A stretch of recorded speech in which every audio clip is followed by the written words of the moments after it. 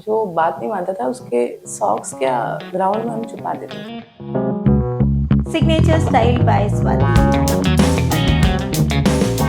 जानते हैं आज के हमारे खास मेहमान के द्वारा ही, जो कि हैं डॉक्टर भावना शर्मा, जिन्हें हम मिलेट क्वीन ऑफ जोधपुर भी कह सकते हैं। और अगर मैं ऐसा कहूँगी तो कुछ भी बहुत बड़ा ही नहीं है। और सब मुझे पे हंस रहे हैं, मतलब लिटरली मैं बड़ी खुश हूँ क्योंकि मुझे पता है मैंने मेरी क्षमता से ज्यादा दौड़ना ही नहीं।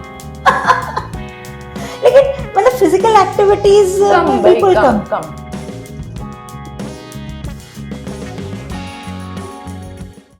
Hello friends, welcome to yet another episode of signature style by Swati. और आज इस पॉडकास्ट पे हमारे साथ एक स्पेशल गेस्ट मौजूद है। स्पेशल इसलिए क्योंकि इन्होंने लोगों के जीवन को, उनकी लाइफस्टाइल को हेल्दी बनाने की जो जिम्मेदारी उठाई हुई है वो अपने आप में अनूठी है, और इसीलिए इनकी जिंदगी है हमारे लिए कुछ खास। जानना चाहेंगे आज बहुत सारी बातें इनसे करके कि किस तरह से ये जिम्मेदारी उठाने का भी इनके मन में ख्याल आया। हालांकि जो रास्ता इन्होंने चुना है वो लोगों की लाइफस्टाइल में, खाने पीने के में बदलाव को लेकर था, लेकिन उससे भी पहले एक टीचर के तौर पर, एक सफल बिजनेस वुमन के तौर पर अपने आप की एक जो पहचान इस दुनिया में बनाने की इन्होंने ठानी, वो भी अपने आप में एक बहुत ही अनूठी यात्रा रही। कैसी थी वो यात्रा, किस तरह से इन्होंने अपने आप को चेंज किया, और ये खास जो जिम्मेदारी इन्होंने उठाई वो कैसी थी, क्यों थी, और किस तरह से ये कर पाए, जानते हैं आज की हमारी खास मेहमान के द्वारा ही, जो कि हैं डॉक्टर भावना शर्मा, जिन्हें हम मिलेट क्वीन ऑफ जोधपुर भी कह सकते हैं। और अगर मैं ऐसा कहूंगी तो कुछ भी बहुत बड़ा ही नहीं है ना। नहीं, ऐसा कुछ नहीं। भावना आपका जी की आभार है। मुस्कान बता रही है कि बिल्कुल ये अपने आप को तैयार कर चुकी हैं। तो वेलकम भावना जी। नमस्ते। अब आज बहुत सारी बातें हम इस शो पे करने वाले हैं जी। सबसे पहले तो मुझे वो भावना कैसी थी जो अपने स्कूल टाइम्स में थी, बचपन से खेलती कूदती बड़ी हुई थी, फिर कॉलेज में आई, वो भावना कैसी थी, और आज जो मुझे भावना दिखाई दे रही है वो कुछ अलग सी दिख रही है।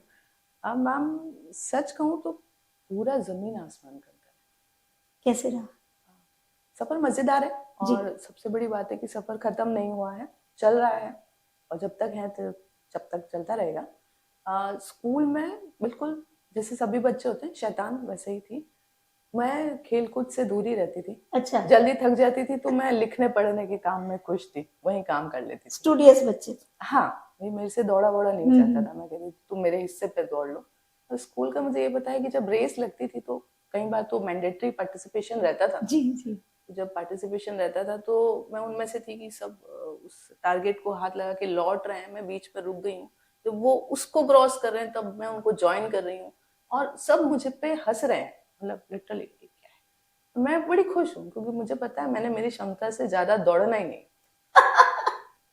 लेकिन मतलब फिजिकल एक्टिविटीज में बिल्कुल कम। और जो और वो ऐसे mental... नाक झुकाने वाला होता हाँ। था तो मैं ऐसे स्कर्ट के नीचे मिट्टी भर लेती थी, जल्दी से नाक झुक के, भाई एक बार झुकाना था, काम खत्म हो गया। मतलब दिमाग में खुराफाते तो थी 100%। कुछ यादें भी हैं स्कूल की वैसी। मुझे हमेशा फर्स्ट उस पे खड़े रहना पसंद था। हाइट में कम है तो फायदा भी रहता था। बिल्कुल पसंद नहीं आता था कि सेकंड नंबर में खड़े होना, कभी नहीं। कोई होता था या तो उससे दोस्ती कर लेती थी, भैया तुम मुझे आने दे। और बेंच जो शेयरिंग थी, मेरे साथ मेरे दोस्त बैठेंगे, मतलब जो क्लोज हैं वो। जी जी। फिर कभी कोई आता कहता यार तू समझ ना भाई, थोड़ा साइड हो जा, मुझे इन्हीं के साथ बैठना है। वो हम सबका रहता है कहीं ना कहीं स्कूल में। ये सब तो भैया इसके बिना स्कूल ही का क्या फायदा। हाँ, और वो यादें आज भी नॉस्टैल्जिक रहती हैं बहुत, हमेशा जी। वो तो बूस्टर है। बिल्कुल। मैं अगर कभी थकावा महसूस करती हूँ तो मैं कहती हूँ यार कितना शैतान बच्चा इतना सीधा कैसे। हाँ, ये बात भी। आज तो बहुत बहुत चेंज आ गया लाइफ में। बहुत चेंज है मैम। मैं कभी देखती हूँ कि मैं खुद के साथ मैं वो ही हूँ कि नहीं हूँ, शक्ल बदली है, ये बदला है, बट खुद कितना बदले हैं हमें पता ही नहीं चलता। लेकिन टीचर्स के फेवरेट थे। यस, हमेशा रहे। आज भी हमारे जो प्रिंसिपल सर हैं जगदीश जी भैया जी, वो नाम से पहचानते हैं, बोलते हैं भावना शर्मा, मुरली किशन शर्मा, तो वो याद रखते हैं हमें। बहुत बड़ा अचीवमेंट होता है अगर टीचर्स याद रखें। इससे ज्यादा आपको क्या चाहिए। बिल्कुल, क्योंकि क्लास में 40-50 बच्चे हैं, बच्चों के लिए टीचर को याद रखना आसान है। टीचर अगर बच्चे को याद रख पाए तो हैट्स ऑफ। हाँ, वो उनका प्यार है हमारे लिए। जी। लेकिन दूसरी जो शरारतें होती थी अदर दिन पढ़ाई, अ, किसी को प्रैंक कर देना या कुछ किसी को गुमराह सा कर देना, वो सब भी होता था? हाँ, गुमराह तो नहीं करते थे, जो बात नहीं मानता था उसके सॉक्स क्या ग्राउंड में हम छुपा देते थे, ओह! बस इतना ही। इतने ही। इससे फिर कॉलेज तक आते-आते? कॉलेज तक आते आते तो बहुत सुधार, मतलब एकदम शांत, बिल्कुल शांत बच्चा। हुँ, कॉलेज में कोई कुछ भी नहीं। कुछ अपना काम करना, प्रैक्टिकल अटेंड करने, थ्योरी बस कर। आपकी एजुकेशन कौन से स्ट्रीम से हुई कॉलेज में? कॉलेज मेरा बीएससी, बीएससी था। केन कॉलेज से बीएससी जी, किया। जी। और उसके साथ साथ बाद में मैंने एमए इकोनॉमिक्स किया, एमबीए किया, शादी हो गई, फिर बाद में वापस पढ़ाई स्टार्ट किया, मास्टर ऑफ इंटरनेशनल बिजनेस किया, पीएचडी किया। हुँ। तो पढ़ना मुझे हमेशा से पसंद है। और घरवालों का फिर शादी के बाद भी पूरा सपोर्ट रहा? देखिए, मैं हमेशा मानती हूँ कि आप उतने जिद्दी और ढीठ बन जाइए हुँ। तो सब आपको आपके हाल पे छोड़ देंगे। अगर कोई कहता है कि फैमिली सपोर्ट नहीं करती है, तो मैं मन में मुस्कुरा के कहती हूँ इसने पूरी ताकत नहीं लगाई है जिद करने। ये बात है। मतलब आप स्ट्रैटेजिकली कितने स्ट्रांग होके किसी बात को कहते हैं, ये मैटर करता है उसके सक्सेस होने के। असर्टिव भी होना पड़ता है। बट इतना आसान तो नहीं रहा होगा। आसान भाई भाई, आप अपना एजेंडा क्लियर कर दो। जी। अच्छा, फिर एक साथ तो सब आएगी नहीं हर्डल्स, धीरे धीरे हम्म। आएंगे तो सॉर्ट आउट होते रहेंगे। जैसे परिवार में कितने जने थे शादी के बाद? फैमिली में मेरा ऐसे दीदी, मेरी 2 सिस्टर इन लॉ, ससुर जी जी, जी। और हस्बैंड, और मैं बंगाल थी, तो वहाँ से आके मैं पढ़ लिया करती थी, तो ब्रेक भी हो जाता था मेरे में। बिल्कुल। और फिर मेरे हस्बैंड का यहाँ बिजनेस हो रहा था, तो मैं पूरी की पूरी यहाँ वापस शिफ्ट हो गई, हम लोग पूरी फैमिली शिफ्ट हो गया इधर 2009 में तब से पूरी तरह से फिर वापस यहीं पढ़ पर। रही हूँ। अच्छा, पढ़ना मुझे हमेशा से पसंद है और मैं कोशिश करती हूँ आज भी कुछ नहीं तो कुछ तो पढ़ ही लूँ, अगर पढ़ बिल्कुल। नहीं पा रही हूँ तो सुन लूँ। मैं बहुत रिलेट कर पा रही हूँ इस चीज से, क्योंकि मैंने जैसे अपना एक और पीजी अभी अभी कंप्लीट किया है लास्ट ईयर ही। तो और शादी के इतने सालों बाद जब अब बच्चे पढ़ रहे हैं, बच्चे कॉलेज में हैं और हम भी पढ़ रहे हैं, तो इतना आसान भी नहीं होता। घर वालों के लिए तो फिर भी थोड़ा आपको सपोर्ट कर देते क्योंकि घर वाले आपके साथ ग्रो हो चुके ग्रो हैं। कर। लेकिन समाज के लोग, रिश्तेदारी के लोग, मतलब अभी क्यों पढ़ना है, क्या करना है? मैम मैं आपको बताती हूँ, मैंने 2017 में लास्ट जी। एक पीजी डिप्लोमा किया ऑर्गेनिक फार्मिंग का। तो मेरे घर में मेरे ब्रदर बोले, अब तूने कोई पढ़ाई किया, तुझे, वो लोग ऐसे बोलते हैं, तुझे तुझे अजीब नहीं लगता, सब यंग सभी लोग यंग वर्ड जाते हैं, हाँ, तू वहाँ जाती है और तुझे अजीब नहीं लगता। मगर देख भैया, मैंने तो उन लोगों को देखा नहीं और पूछा भी नहीं तुमको मेरे लिए क्या लग रहा है, पहली बात तो ये। दूसरी बात ये कि मैं एग्जाम खुद के अनाउंसमेंट के लिए देती हूँ। एग्जैक्टली। और वो जो मैम सही होता है, जब हम एग्जाम देते हैं ना, तो उससे एक रात पहले वाला जो टेंशन होता है, सुबह पेपर है, मैंने साल भर पढ़ाई नहीं किया है या कुछ कुछ तैयारी नहीं किया है, क्या लिखूंगी, वो जो टेंशन होता है ना, वो किसी हॉलीवुड मूवी से भी आगे जाने वाला होता है। और मैं एक बात बताऊं, और जब इतने सालों बाद जैसे मैं जब एग्जाम हॉल पहुंची, आप सीट पे बैठते हो, आंसर शीट आ रही है, क्वेश्चन पेपर आ रहा है, आप इतना ज्यादा यंग फील करने लगते हो, आपको अपने कॉलेज डेज याद आ जाते हैं और बिल्कुल वैसे पेपर देना है, एग्जाम देना है, पेपर खत्म करते ही वो खुशी क्या, हार जंग जीत रिलैक्स। के आ गए। मैम उससे पहले जो आपकी हार्ट बीट है, तो मैं कहती हूँ हाँ, कि दिल के मरीजों के लिए आप दवाइयों से पहले उनको मैंडेटरी कर दें कि आपको साल में एक बार एग्जाम देना है, सही में तो जो ब्लॉकेज होंगे ना वो वो ऐसे खुल आधे जाएंगे। निकल जाएंगे। बिल्कुल, एकदम सही बात। और ये स्ट्रेस अपने आप आता है। अरे मैम, आप कितने भी कॉन्फिडेंट हो, आपको स्ट्रेस आएगा, और मैं कहती हूँ कि आपका जो हार्ट बीट है ना, वैसे धड़ाधड़ धड़ाधड़ से चलता है और एक्चुअली वो तब तक फील होता है। होता है मैम, आपको साउंड बड़ा मजेदार लगता है। और वो जो टाइम का प्रेशर है, क्योंकि जब मैंने जैसे as an teacher, as an invigilator भी काम किया है, बच्चों को डांटा भी है, डाटा और फिर जब आप खुद एग्जाम सीट पे होते हो तो जो इन्विजिलेटर की डांट खा रहे हो, तो लगता है यार ये तो काम हम कर रहे थे, अभी हमारे ऊपर इम्प्लीमेंट हो रहा है। एक्चुअली मैम टेबल के इस तरफ और टेबल के उस तरफ सीन अलग हो जाता है, सीन अलग हो जाता है, एकदम से बदल जाता लेकिन मजा आता है। 100%। मैं हमेशा कहती हूँ कि मैं अपने ऊपर लागू जी, करती जी। हूँ कि जब भी लो फील करो, कुछ मत करो, कॉलेज या जहाँ यंग बच्चे बिल्कुल। बैठे हैं, उनकी चाय की धड़ी हो या जहाँ पे बच्चे बैठे हैं, अब वहां जाके चुपचाप बैठ जाओ, वो आपको कुछ नहीं कहते। आप बैठो, उनकी वाइब्स इतनी पॉजिटिव होती है, इतनी क्रिएटिव होती है, वो लोग हंस रहे होते हैं, बात कर रहे होते हैं, मस्ती मजाक कर रहे होते हैं, तो आप एकदम जो आपकी बात है वो आप बिल्कुल। परेशानी को एकदम भूल जाएंगे। हाँ, ये है, और आप इतना सीख पाते हो।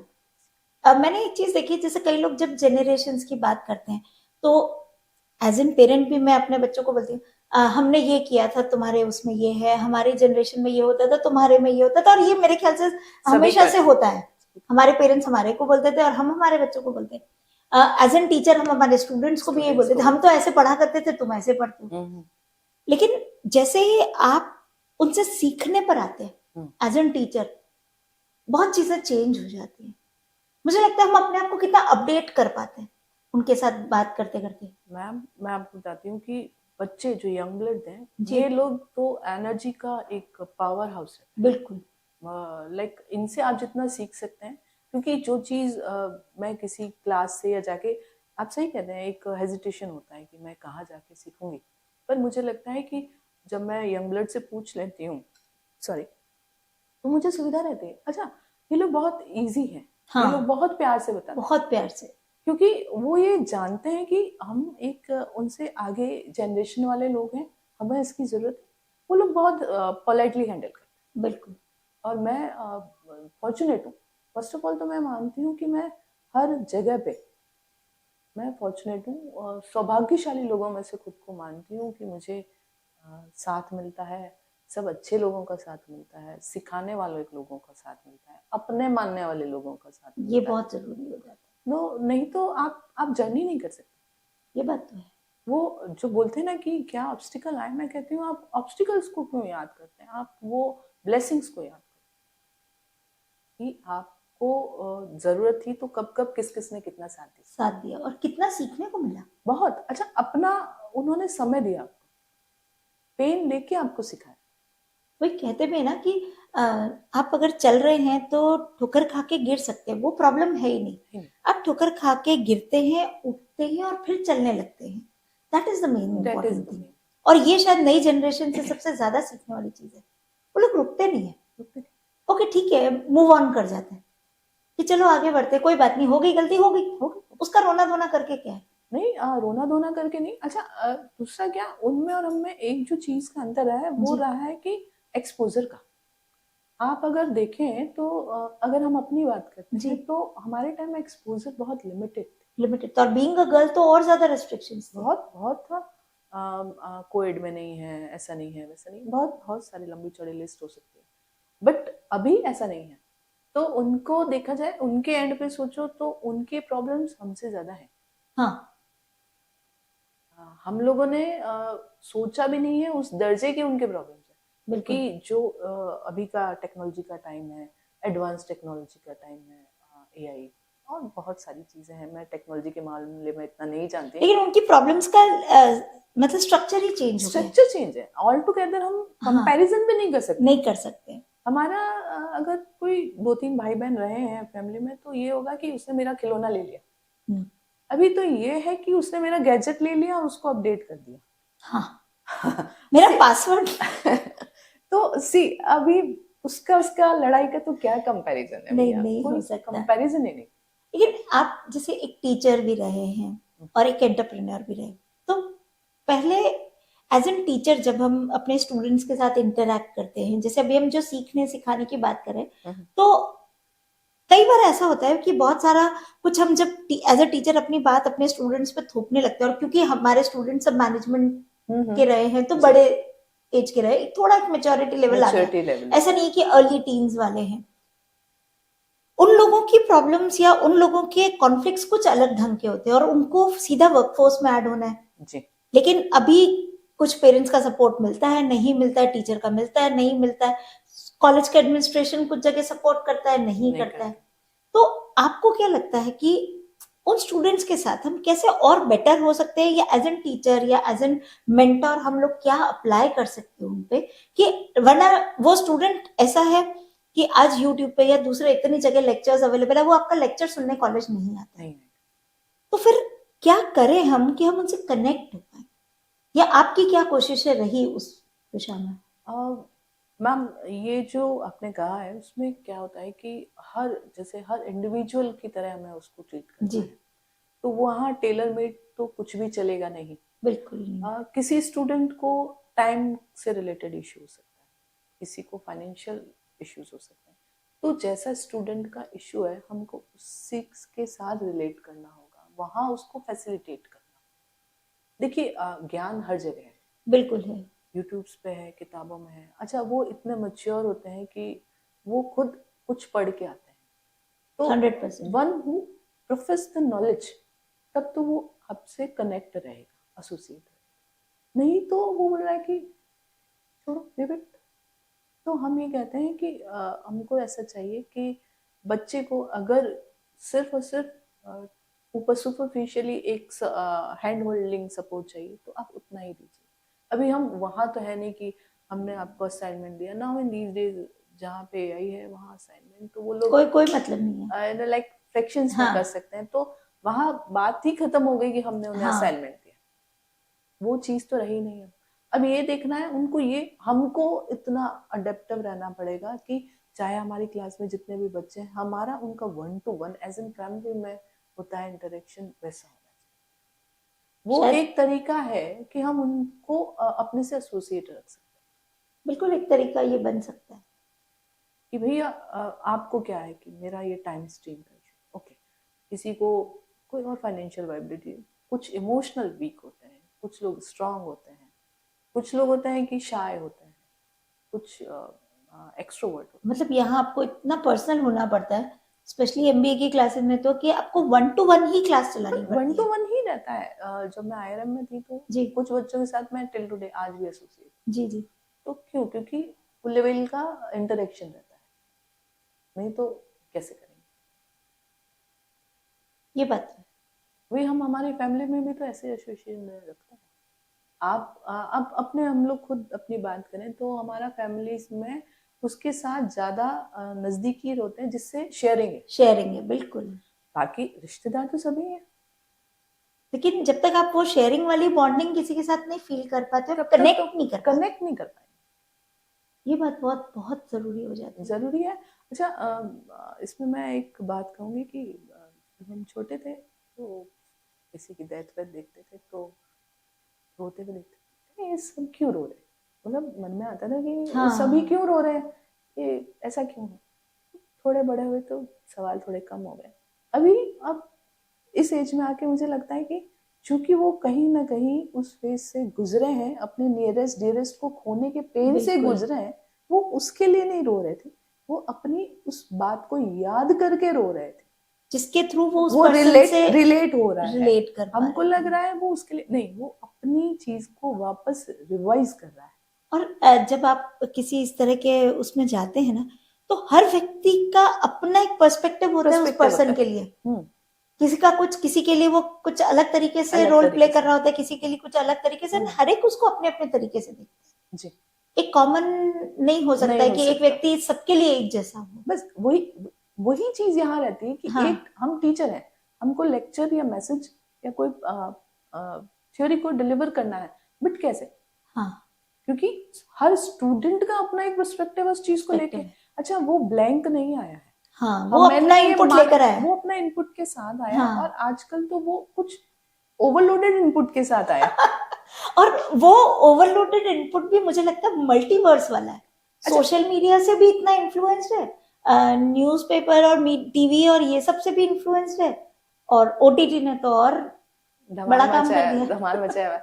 अब मैं एक चीज को हमेशा जी मानती हूँ स्वाति जी, कि आप जब किसी को अपना टीचर चुनते हैं, या आप कोई गुरुजी चुनते हैं, या जी, कुछ भी जिसकी आप बात सुनते हैं, वो बहुत बहुत फिल्टर करके चुनना चाहिए। ऐसे नहीं कि हाँ किसी ने कह दिया तो चुन लिया। भाई मुझे कोई रेफरेंस आया और मैंने क्लिक कर लिया और नाउ मैं उसको फॉलो करती हूँ। नहीं, ऐसा नहीं होता। ऐसा नहीं। आप ये देखें कि जिसको आप फॉलो कर रहे हैं वो खुद अपनी बात पे कितना रहता है। 100%। क्योंकि आज सोशल मीडिया में बहुत सारे इन्फ्लुएंसर्स ऐसे दिखाई देते हैं, क्या कह रहे हैं, मैं नाम नहीं लूंगी, लेकिन कुछ सेलिब्रिटीज हैं, जब भी आप उनके इंटरव्यूज या कुछ रील्स और ये सब देखेंगे शॉर्ट्स, तो पता चलता है हम शुगर नहीं खाते, हम ये सब नहीं करते। कोल्ड ड्रिंक का एड कौन कर रहा है? वही सेलिब्रिटी कर रहा है। अब cold drink is filled with sugar, तो आप ऐड क्यों कर रहे हो? आप अपनी बात पे कायम नहीं हो। और नई जनरेशन फॉलो भी करती है। मैम यहाँ पे दो चीजें हैं। पहली बात ये कि जो फॉलो कर रहा है वो आंखें खोल के फॉलो करे, ठीक है। दूसरी बात, जब आप खुद किसी को फॉलो कर रहे हैं तो बहुत गुरु चुनना है या किसी की बात सुननी है, क्योंकि सबसे ज्यादा जो मैंने कहीं पढ़ा था, नाम तो नहीं याद आ रहा है मुझे, जी जी। जो जहर घोला जाता है वो कानों से घोला जाता है। ओ, भैया किसी के लिए कुछ कंट्रोवर्सीज है हाँ। या कुछ है तो वो कानों से आ रही है, और कान पे ढक्कन नहीं है। लेकिन नहीं। तो भैया मेरे लिए तो मेरी माँ हमेशा कहती है तो जी। किसकी बात सुनती है, तो मैं कहती हूँ मेरे मन होता है मैं उसकी बात सुनती हूँ। हाँ। मैं सबकी बात सुन ही नहीं सकती, नहीं सुन संभव सकते। ही नहीं है मेरे लिए, क्योंकि सब अपने पर्सपेक्टिव से चल रहे हैं, तो मेरा विजन कब। लेकिन अब जो आपका विजन मुझे जो दिखाई दे रहा है ना, क्योंकि जब आपने कहा कि हम जिसको फॉलो करें वो इतना इम्पोर्टेंट होना चाहिए, और आप खुद एक ऐसी लाइफस्टाइल फॉलो कर रही है और आप चाह रही हैं कि दूसरे लोग भी वो लाइफस्टाइल फॉलो करें, और स्पेशली अपनी ईटिंग हैबिट्स के थ्रू। मुझे लगता है ये मिशन भी बहुत बहुत इम्पोर्टेंट है, क्योंकि हमारी जो लाइफस्टाइल आजकल की हो गई, अभी जैसे जो हमने इन्फ्लुएंस की बात की, मैंने कहा जैसे सेलिब्रिटीज हैं, अब अगर सेलिब्रिटी कह रहा है कि मैं शुगर नहीं कंज्यूम करता हूँ, लेकिन कोल्ड ड्रिंक का विज्ञापन कर रहा है, तो नई जनरेशन के पास ऑप्शन नहीं रहता है कि आप सेलिब्रिटी से अगर इन्फ्लुएंस हो रहे हो तो आप उसी को फॉलो करने रखते हो, बिना ये जाने सोचे समझे कि वो खुद नहीं खा रहा है।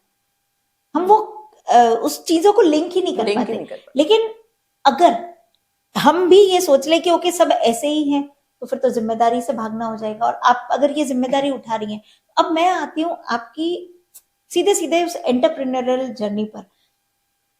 ऑर्गेनिक फार्मिंग से शुरू हुई थी जी, वहां से ये जो मिलेट्स की तरफ डाइवर्जन हुआ, ये कैसे हुआ मैम? अगर दो और ये जर्नी शुरू कैसे हुई? मैम बड़ी मजेदार जर्नी जी है। जी। जर्नी क्या है कि बचपन से शुरू हो गई थी। देखा अच्छा। मैं जब ट्रेन से या कहीं ट्रैवल करती थी तो मुझे खेत बड़े पसंद आते। अच्छा।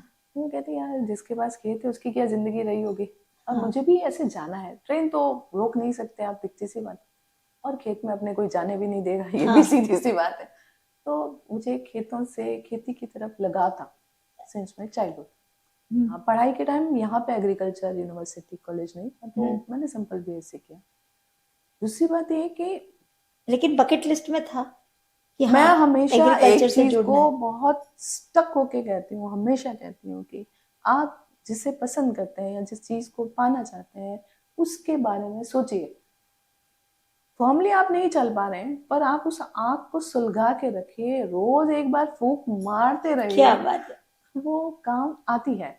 और कहीं ना कहीं ये जो ऑरा है, ये जो सब कुछ ईश्वर का बनाया, सब कुछ ईश्वर का बनाया, तो उसने कुछ पर्पसिव बनाया होगा। वो तो कभी कुछ चीज को बिना पर्पस के बना ही नहीं सकता, सब चीजें खूबसूरत बनाता है। अच्छा, जो कुछ भी हम हैं वो हमारे कार्मिक्स की वजह से, बिल्कुल ठीक है।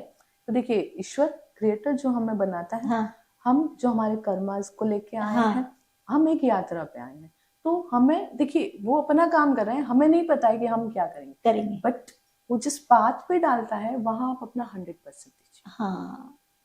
अच्छा, उसने कुछ बताया तो कोई रीजन रहा होगा, ऐसे तो सबको तो ऐसा नहीं लगा मेरे। अच्छा, हम लोग मिडिल क्लास फैमिली से आते हैं जहाँ खेत नहीं है, नौकरी वाली परिवार है हमारा। जी जी। तो मैं कहा यार कैसे जाएगा कोई, पर हाँ ठीक है, जाना है, कभी जाना है, जाएंगे जाएंगे जाना है, लेकिन हाँ वो जाना जरूर है, छोड़ा नहीं है। हाँ। क्योंकि ना मेरी पढ़ाई उससे रिलेटेड है, ना मेरा फैमिली बैकग्राउंड है वैसा, और ना फ्यूचर दिख रहा है, आज भी नहीं है वैसा, लेकिन थॉट में वो है 200%। हाँ। उसके अलावा चीजें नहीं है। मैं शायद रास्ता भी दूसरा पकड़ा हुआ है जिसका उससे कोई लेना देना भी नहीं है, पर हाँ वहां नजर बराबर है, नजर नहीं छूटी अभी तक वहां से, वही फोकस होता है। तो उसके बाद जब पढ़ाई कर रही थी, कॉलेज में पढ़ाया, फिर आरसीटी में एज इन सेंटर हेड काम कर रही थी। फिर रिसर्च असिस्टेंट का एक प्रोजेक्ट किया डॉक्टर क्रांति कपूर जी के अंडर में। तो मैं उनसे कहा, मैंने कहा मुझे कुछ एक्सप्लोर करना हो, तो मैं बोला ओके गो है, काम वर्क फ्रॉम होम भी कर लो और करो। तब मैंने फार्मिंग को सीखा। ओके। डागा जी, रतनलाल जी डागा जी हैं, आप सब जानते हैं, तो उनके फार्म पे जाके सीखा। तो मैंने पहले सर को कहा कि मुझे सीखना है। बोले ड्राइंग रूम में बैठ के कोई खेती नहीं होती, फार्म पे आइए। तो फार्म पे सुबह 6 o'clock जा रहे हैं, और सर भी बिल्कुल जैसे ट्रीट करते हैं लेबर या उसको, पहले इसको खड्डा खोदो, देखो कैसे होता है, काम करो, हाथ से काम करो। हाँ, उसके बिना कैसे करेंगे। तो वो बड़ा मजेदार होता था। फिर हम आ जाते थे, करते, वो सीखा मैंने। उसी के साथ देखिए, मैं ये मानती हूँ कि चूंकि आप उस रास्ते पे दिल से जुड़ना चाहते थे, अच्छा ईश्वर भी आपके उस फैसले में आपके साथ है, इसलिए वो आपको रास्ता समय समय पे दिखा रहा है, बिल्कुल ऐसे लोगों से मिलवा रहा है 100%।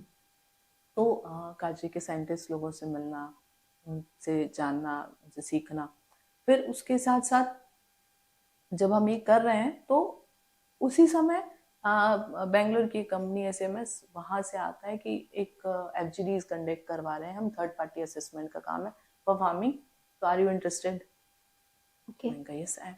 तो और मेरा पर्पस तो एक ही है, मुझे डीप रूटेड जानना है, सीखना है कि व्हाट्स गोइंग ऑन, और रास्ते अपने आप आ रहे हैं। अच्छा, मैं किसी को जानती नहीं हूँ उससे पहले, मेरे लिए बिल्कुल नया फील्ड है वो। बिल्कुल। तो मैं गई तो वहाँ पे एक बहुत बड़ा प्रोजेक्ट, मतलब प्राइमरी उससे लेके लास्ट उस तक चल रहा है, सब कुछ बुलेट प्रूफ है, ऐसा वैसा सब कुछ किया हुआ है।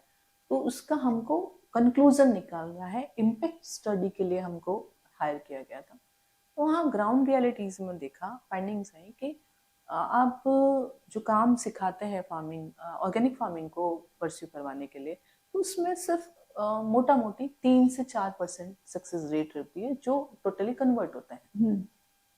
फेलियर रेशियो ज्यादा है। फेलियर रेशियो नहीं, एक्चुअल क्या होता है मैम, वो अडेप्ट नहीं करते। ओके। वो अडेप्टेशन नहीं रखते हैं, उसके भी बहुत सारी वजह, मतलब बोल सकते हैं कि एक लिस्ट बनती है कि उन्होंने अडेप्ट नहीं किया, वो एक्सेप्ट कर रहे हैं, एक्सेप्टेंस थी तभी तो वो एसोसिएट हुए, बट अडेप्टेशन नहीं हो रहा है, क्योंकि उसकी भी बहुत सारी वजह जी। जब हम वो कर रहे थे काम, हमने सीखा, तो पता चला कि भैया हम जितनी भी ट्रेनिंग्स देते हैं उसका रिजल्ट सिर्फ 3 से 4% ही निकलता है। नहीं तो इतने टाइम से काम हो रहा है, अब तक तो सारी लैंड ऑर्गेनिक हो जानी चाहिए थी, और पूरे सॉइल का ऑर्गेनिक कार्बन बढ़ जाना चाहिए था। वो तो डे टू डे और डे बाय डे डिटोरेट हो रहा है।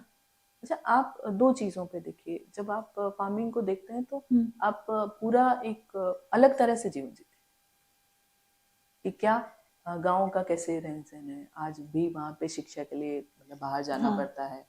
आप देखो कि जितने भी बड़ी बड़ी जगह हो रही हैं जहाँ फार्मिंग का बड़ा काम होता है, वहाँ के बच्चे, जो सबसे बड़ा मैंने जो महसूस किया कि हमारी जनरेशन वाले अगर फार्मर हैं तो उनके बच्चे उनके साथ हैं नहीं है, वो 8-9 स्टैंडर्ड में आए हैं और वो लोग बाहर पढ़ने आ गए हैं, और वंस जो वहां से निकला वो लौट के नहीं आएगा। इसका शायद एक बड़ा रीजन इकोनॉमिक रीजन भी रहा कि उनको वो रिटर्न्स नहीं दिख रहे हैं, इसलिए शायद वही जैसे 3 to 4% आप जो बोल रहे, तो जब इकोनॉमिक अर्निंग भी नहीं दिख रही है, रिटर्न्स नहीं दिख रहे इन्वेस्टमेंट्स पे, तो वो इंटरेस्टेड भी नहीं होते शायद। मैम यहाँ पे मैं हमेशा कहती हूँ कि देखिए, आप पढ़ लिख गए हैं तो उसको आपने कैसे यूज किया है, ये सबसे बड़ी बात है जी। अच्छा, आप बाहर जाके अपने हेल्थ को, अपने रूट से दूर जाके भी कुछ ज्यादा अचीव नहीं कर पाते। देखिए, अगर अपन अपनी क्लास की बात करते हैं तो क्लास में एक बच्चा फर्स्ट है, ठीक है, 100%, ठीक है, बाकी बच्चे क्या पढ़ते नहीं है? ऐसा नहीं है, वो भी पढ़ते हैं। अच्छा, बाद में अगर हम कुछ साल बाद अपने कॉलेज स्कूल के बाद भी उनसे मिलते हैं तो सभी अपने अपने कुछ ना कुछ काम कर रहे होते हैं, लाइवलीहुड, चाहे वो उस वक्त फर्स्ट सेकंड थर्ड में नहीं आया हो, but now they are doing good. बिल्कुल, ये तो मतलब प्रैक्टिकल एक्सपीरियंस है ना, तो आप उससे क्या मानेंगे? हाँ, ये जर्नी है ना, मतलब एकेडमिक बैकग्राउंड का इकोनॉमिक अर्निंग से कोई लेना देना है ही नहीं है। अच्छा, अगर ऐसा होता तो जिन लोगों ने इकोनॉमिक बैकग्राउंड बहुत अच्छा है तो उनके एकेडमिक्स को पीछे का अगर देख ले तो अच्छा, अगर उसका उल्टा भी देखें कि जिनका बहुत अच्छे से पढ़ाई किया है बिल्कुल। तो उनकी कोई ऐसी एक्टिविटी नहीं है जो बहुत डिस्ट्रक्टिव टाइप हो। हाँ, हाँ, तो हमारे पास सारे एग्जाम्पल्स सारे एग्जाम्पल है। और बहुत सारे जो मैं अगर कहूँ टेररिस्ट एक्टिविटीज में भी बहुत सारे हाई एंड प्रोफाइल पढ़े लिखे लोग भी शामिल हुए, तो आप मैं कैसे कोरिलेशन निकाल पाते हैं? नहीं कैसे निकाल नहीं निकाल ही सकते। नहीं देखिए, सकते। शिक्षा का सिर्फ और सिर्फ एक ही मकसद है, आपको स्वतंत्र बनाना। स्वतंत्र बनाना, और क्योंकि हम अब इसीलिए जो न्यू एजुकेशन पॉलिसी आई है, वैल्यू बेस्ड एजुकेशन को हम इसीलिए इम्पोर्टेंस देने लगे, क्योंकि बिना वैल्यूज के तो एजुकेशन सिर्फ मतलब कुछ रह ही नहीं जाती है। मैम देखिए, ये बिल्कुल वैसा है कि रामायण पढ़ी, अब उसमें पात्र थे, किसी को रावण पसंद आ गया तो उसकी आइडियोलॉजी वहां होगी, हाँ, किसी को राम पसंद आए। तो बिल्कुल। आप किताब को दोष नहीं दे सकते, नहीं और दे सकते। सिर्फ किताब देने के बाद ही नहीं बोल सकते कि कुछ निर्माण हो जाएगा। नहीं, आपको चेक करना होगा कि उसने किस आइडियोलॉजी को ऑप्ट किया है। बिल्कुल। हम कई बार वही कहते हैं ना कि जैसे इलेक्ट्रिसिटी और बम फॉर्मूला तो एक ही है। एक ही फॉर्म। आपको क्या बनाना है आपको तय आप करना है, और वो वैल्यू सिखाएगी। वो स्किल नहीं सिखा सकती, लिटरेसी नहीं सिखा सकती। वो लिटरेसी नहीं, यहाँ पे मदरबोर्ड काम आता है। हाँ, मैं स्ट्रिक्टली मानती हूँ कि हम, मैं आपके लिए भी कहूंगी जी जी, बिल्कुल, कि हम जो यहाँ पे बैठे हैं तो इसमें हमारे कंट्रीब्यूशन का बहुत बड़ा बड़ा हिस्सा हमारे पेरेंट्स का है। 100% है। अगर वो नहीं हमको सपोर्ट करते तो क्या हम होते यहाँ? हो ही नहीं सकते, आप सोच भी नहीं सकते। उन्होंने वो जमीन दी है ना हमें, जिस तो जमीन पे हम खड़े हैं, वो जमीन भी तो वहीं से आई है। वो वहीं से आए। वैल्यूज, वो एथिक्स, वो एक फर्म अपनी बात पे असर्टिव रहना, अपनी बात कहना, वो कॉन्फिडेंस भी तो वही लाए। मैम एक छोटा सा है कि जितने स्कूल्स कॉलेज बने जी जी। और जितनी एजुकेशन का बढ़ा, आप देखें कि क्राइम उतना बढ़ा है। हाँ, ये बड़ा इंटरेस्टिंग नहीं कोरिलेशन नहीं समझ में आता है। नहीं, मैम इसका आंसर बिल्कुल सिंपल है। जी जी। भैया पहले क्या था कि मदर जो थी उनकी, मतलब वो एक माँ जो है वो हमेशा ये चाहेगी कि उसका बच्चा बेस्ट हो, तो वो अच्छा सिखाती नहीं। आज भी सिखाती, मैं ये नहीं कहूंगी आज नहीं जी सिखाती, जी। कोई उल्टा ना पकड़ ले उस बात को, कि वो हमेशा सिखाती थी। तो चाहे फॉर्मल एजुकेशन नहीं होती थी, लिटरेसी नहीं होती थी, मतलब पढ़े लिखों की तादाद कम थी, पर ये माइंडसेट क्लियर था कि मुझे ये करना है, ये बिल्कुल। नहीं करना है, ये सही है, ये गलत गलत है। तो यहाँ आप देखें कि नंबर ऑफ स्कूल्स या कॉलेज या यूनिवर्सिटी बढ़ाने का बचे कि नहीं। कोई नहीं है। हम एक फ्रेमवर्क बना सकते हैं, बट उसको एंटर कैसे करना है, उसमें सेट कैसे होना है, वो तो खुद का हाँ, नहीं चाहिए। वो तो खुद का ही अच्छा, नहीं। क्या हमको ऑप्शंस नहीं मिलते हैं? मिलते। मिलते, तो हम ऑप्ट करते हैं या नहीं करते हैं वो हमारी होता और आज की दुनिया जो सोशल मीडिया की है, और मतलब मुझे लगता है फिसलन के रास्ते तो हर तरफ है, और आप बहुत और अच्छे, बहुत अट्रैक्टिव भी दिख रहे हैं। है। 100%। आप दिन रात पार्टीज कर सकते हैं, आपको वो भी एस्पेक्ट मिल जाएंगे। आप आउटिंग के लिए जा सकते हैं, आप हॉलीडेज पे जा सकते हैं, रोज पिक्चर्स पोस्ट होती है। आजकल जो नए ये चले हैं इवेंट्स और प्री वेडिंग शूट्स और post wedding shoots and maternity shoots, I don't know, मतलब आपके पास हजार तरीके हैं फिसलने के, मैं लेकिन हम बाय चॉइस नहीं करते। बाई चॉइस, मतलब मैं कहती हूँ कि भैया पैसा है आपके पास पैसा है।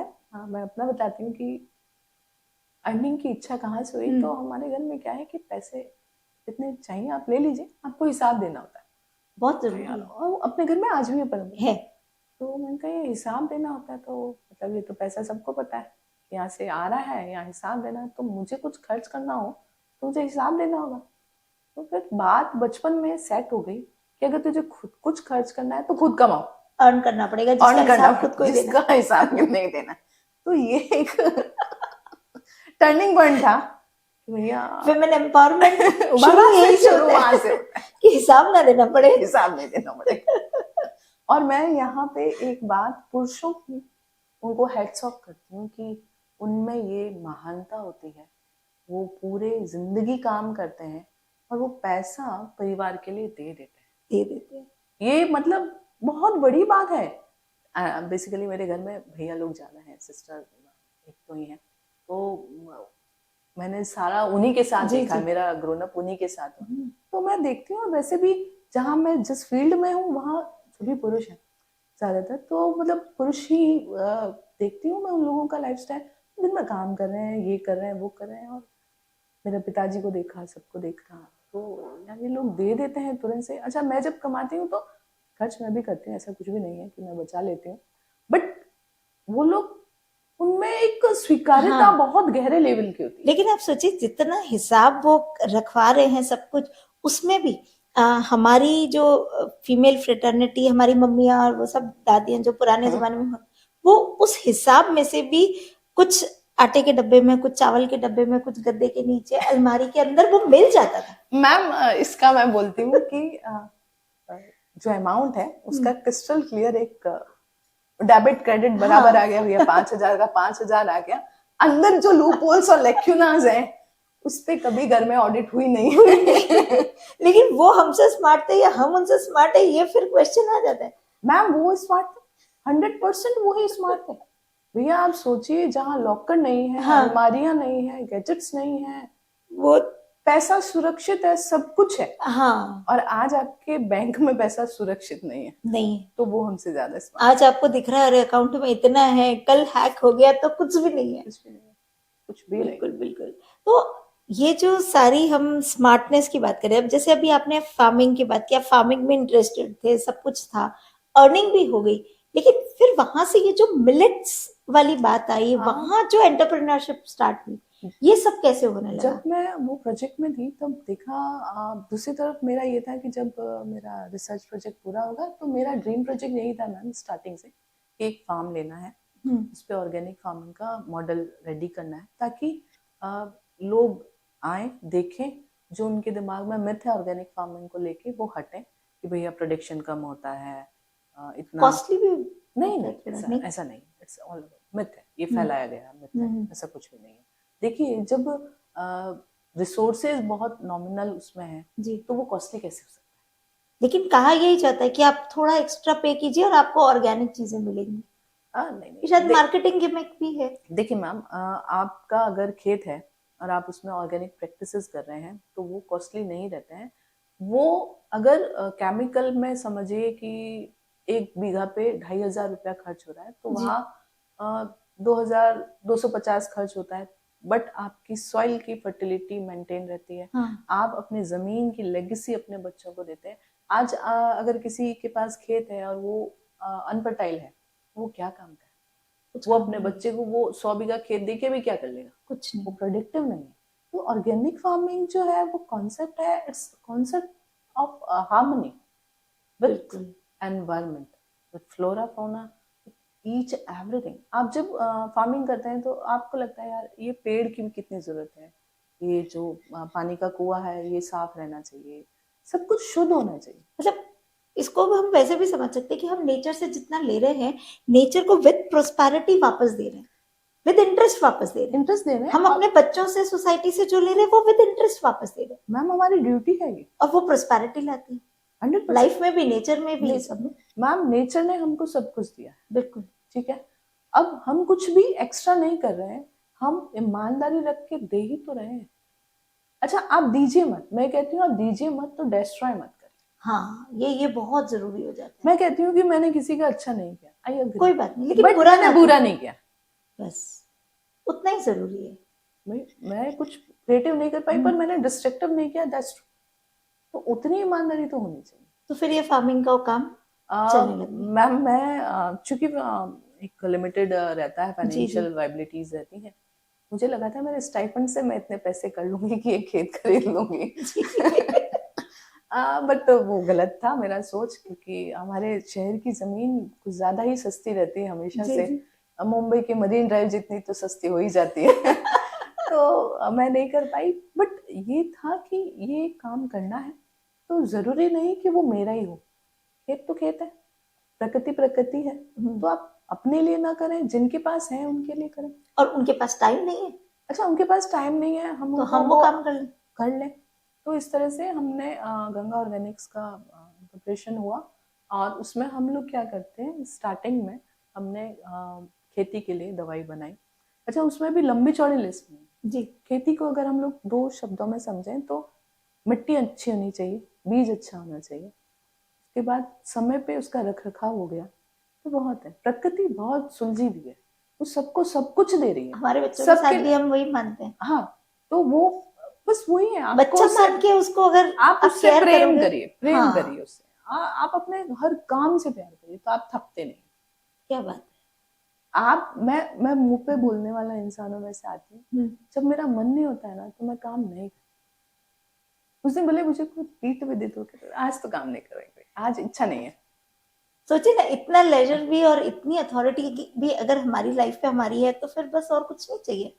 आज मन नहीं है तो कैसे कर, आधे मन से काम होता ही नहीं है। मैम वो इतना बेकार काम होगा, आप बोलेंगे किया ही क्यों। नहीं, और आधे मन से हम करते ही नहीं। हम जब करते हैं तो अपना 100% देके करते, नहीं तो नहीं करते। नहीं करते। क्वालिटी में समझौता नहीं।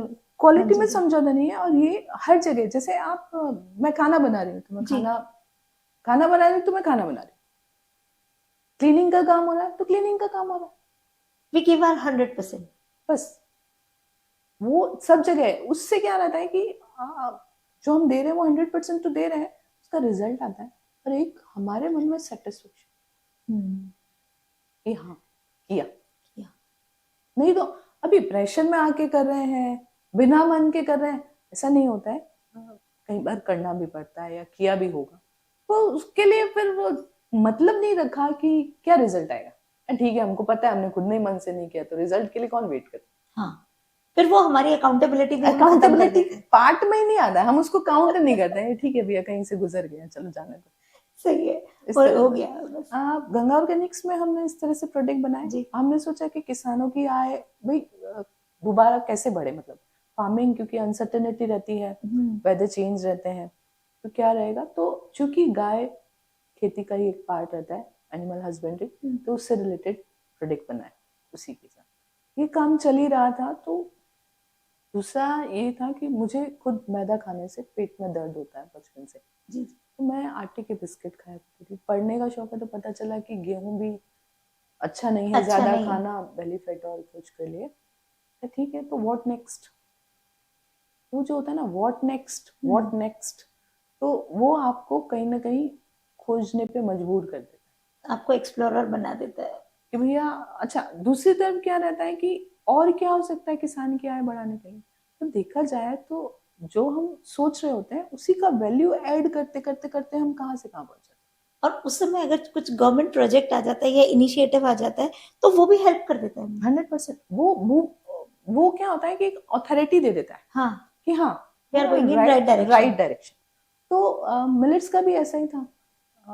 मिलेट्स का मैं एक फेयर में गई थी, मैं कुकीज लेके आई, तो मेरे माता जी ने कहा ऐसे खाने से कौन खाएगा। तो फिर एक्सपेरिमेंट कर रही है। मैंने कहा मम्मी नहीं खाए उन्होंने, तो मैंने खाए। तो मुझे एक चीज उस वक्त क्लियर हो गई दिमाग में बिल्कुल प्रिसाइसली कि जो चीज दिखने में अपीलेबल नहीं है वो नहीं स्वीकारी जाएगी, क्योंकि हम लोग एक ही माइंडसेट के हैं। पहले भोजन आंखों से खाया जाता है। हम आज भी जैसे सत्यम शिवम सुंदरम तीनों को साथ ही लेके चलते हैं, चलते सिर्फ एक के अस्तित्व पे नहीं चलते नहीं चलते। तो जब तीनों साथ ही दिखाई देंगे तभी वो हमारे लिए एक्सेप्टेबल होगी। एग्जैक्टली। तो मैंने कहा ठीक बात है, बट मिलेट को खाना भी है, क्योंकि हेल्थ इश्यू सभी को हो रहे हैं। अच्छा, दूसरा बड़ा बात क्या कि हम लोग जब छोटे थे तो हम लोग कहीं सुनते थे कि एज वाइज बीमारियां आती हैं, एज में ऐसा हो जाता है। ठीक है, अभी आप देखें कि पिछले 10 साल, एक डिकेड से देखें तो छोटे बच्चों में बीमारियां मतलब अजीब अजीब तरह की बीमारियां। अच्छा, सबको विजन का प्रॉब्लम आ रहा है, ऑटिज्म बढ़ गया है बच्चों में, शुगर बढ़ गया है। शुगर बढ़ गया। मैं आज के न्यूज़पेपर की बात न्यूरोमोटॉन आ गया है कि कॉलेज स्टूडेंट कॉलेज में उसको अटैक आ गया, कोलैप्स हो जाते हैं, सडन कोलैप्स हो जाते हैं। तो हम पहले कभी सोच ही नहीं सकते थे। आफ्टर 50s हम सोचते थे कि अटैक आने की संभावना हो सकती है, और यहाँ तो 18-20 साल के बच्चे हैं कोलैप्स। अच्छा, दूसरा क्या चला था, ये सब काम के साथ साथ जहाँ ये सारे सुनने को या कहीं कहीं देखने को मिल रहा था, तो लग रहा था कि हम कर क्या रहे हैं। हमें ये जरूर पता था कि हमारा सॉइल का ऑर्गेनिक कार्बन डिटोरेट हो गया है। जितना पोल्यूशन, जितना केमिकल पेस्टिसाइड हमारी बॉडी में या माइक्रोप्लास्टिक हमारी बॉडी में जा रहा है, वो हमें डिटोरेट कर रहा है और वही हम हमारे बच्चों को दे रहे हैं। बिल्कुल। अच्छा, हमने हमारे एनवायरनमेंट को इतना कंटेमिनेट कर दिया है कि आपको क्या लगता है कि हम साफ कर सकते हैं? मुझे तो नहीं लगता है। क्योंकि अगर हमारी जनरेशन पिछली से इंफीरियर हुई है तो हमारी जो आगे आने वाली जनरेशन होगी वो और ज्यादा इंफीरियर ही होगी। सुपीरियर बनाने की तो हम सिर्फ कोशिश कर सकते हैं, हम लेकिन सिर्फ we can't उनको guarantee। सुपीरियर गैजेट दे रहे हैं मैम, एनवायरनमेंट नहीं दे रहे। वही कह रही हूँ कि वो कोशिश की तरफ भी हमारा ध्यान ही नहीं जा रहा है। मैम ऐसा है कि प्रकृति आपको जवाब दे रही है। अच्छा, आप खुद देखिए कि हमें कभी दर्द हो रहा होता है तो एकदम से तेज नहीं होता है, वो छोटे छोटे साइन देती है हल्का सा, बट हम इग्नोर करते हैं। एग्जैक्टली। तो जब बहुत ज्यादा इग्नोरेंस हो जाता है तो वो ब्लास्ट हो जाता है। वो अभी हम लोग वो ब्लास्ट सिचुएशन पे ही हैं। एग्जैक्टली। आप अगर हेल्थ के एक्चुअल डेटास देखते हैं वो क्या है, हम ब्लास्ट सिचुएशन में। आप उस चीज को देखें कि जो आने वाले न्यूबॉर्न बेबीज हैं, डायबिटिक हैं या विजन का इश्यू है, टाइप 1 डायबिटिक है, तो आप क्या मानते हैं 20 साल बाद जो हमको फौज की जरूरत होगी तो हम क्या करेंगे?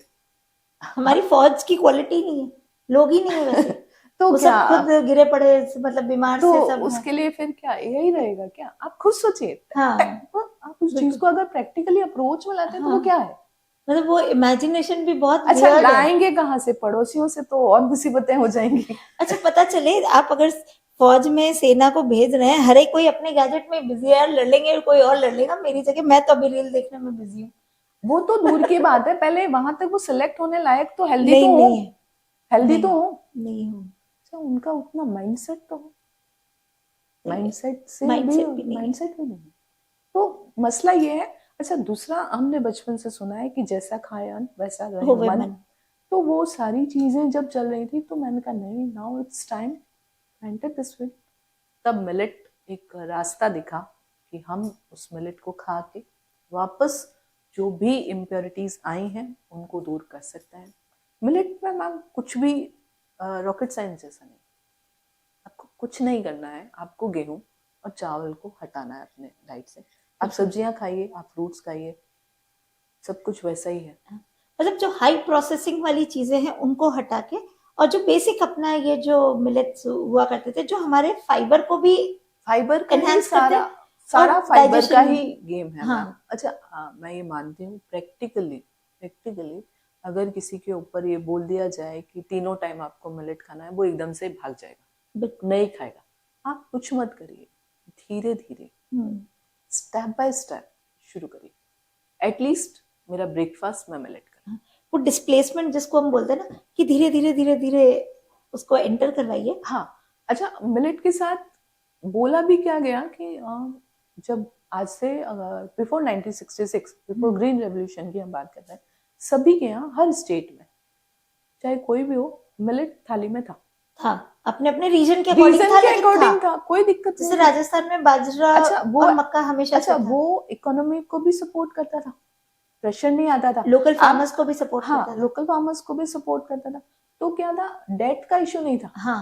कहीं भी। और एक मौसम के अनुसार भी था।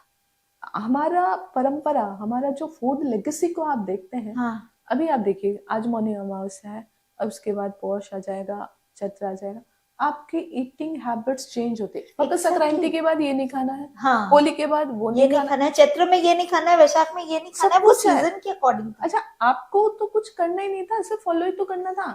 हमारे यहाँ फॉलो नहीं करते हैं, हमारे क्वेश्चन रेज करते हैं स्टुपिडिटी के साथ। वो मॉडर्नाइजेशन और वेस्टर्नाइजेशन जो हुआ ना, उनके सीजन को हमने अडॉप्ट तो नेचर नहीं करती है, लेकिन उनके खान पान को हमने अडॉप्ट कर लिया बिना सोचे समझे, ब्लंटली।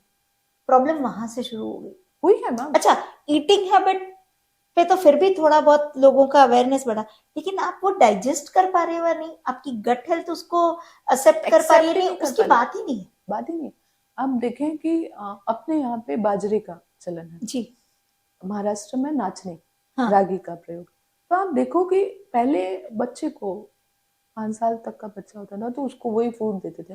जो लैक्टिंग मदर्स होती थी उनको वही दिया जाता। तो आप देखें, हाइट होती थी, तो वो सेरेलेक्स वेलेक्स नहीं खाते थे, हेल्दी होते थे, उनका आईक्यू लेवल था, ठीक है, बॉडी फिजिक था, तो लड़ाके हुए हैं, वॉरियर्स हुए हैं। और अभी क्या हो रहा है? अब सप्लीमेंट्स देके फिर जिसको उस तरह की फील्ड में जाना है वो फिर सप्लीमेंट्स के साथ जाते हैं, पर वो अल्टीमेटली वही है कि नहीं है, आपकी हेल्थ के लिए एक प्योरिटी 99% का होता है, हाँ। एक मिक्स का होता है, फर्क तो रहेगा रहेगा। अच्छा, फिर 100%। अगेन हम अगर सप्लीमेंट्स की बात करते हैं, तो जो चीजें जितना प्रोसेस से गुजरती हैं, आप जानते हैं कि वो अपना पावर रिड्यूस करते हैं। बिल्कुल बिल्कुल, वो नुकसान तो है ही। नुकसान तो है। अभी वो बोलते हैं ना कि सही क्या है गलत क्या है, तो भैया ऑप्ट कर ले कौन सा वाला ज्यादा है, तो वहाँ परसेंटेज पे जाके हम किसी एक को ऑप्ट कर तो लेते हैं, अब वो हो गया कि सही गलत में चुनाव है ही नहीं, अब बुरा और बहुत बुरा क्या कम बुरा, तो अब उनमें से सेलेक्ट करने की बारी आ गई, बस क्योंकि ये ज्यादा बुरा है तो चलो इसको छोड़ दो, ये कम बुरा है। टीवी जब नया नया आया था तो लोगों को लगता था कि नहीं बच्चों को टीवी के आगे ना बिठाओ, अब मोबाइल के जमाने लगता है कि टीवी के आगे बैठे तो ठीक है भैया, पता चल रहा है कि क्या देख रहे हैं, वो कम बुरा है। वही बात हो गई कि समय ने सब कुछ बदल दिया। बिल्कुल, समय ने इतना बदला है कि कभी कभी लगता है कि यार अब हमने ब्लैक एंड व्हाइट टीवी, फिर अभी एलईडी वाली, पता नहीं क्या क्या, ऐसी वैसी, राम जाने कैसी। लेकिन फिर ये मिलेट्स लोगों ने एक्सेप्ट किए।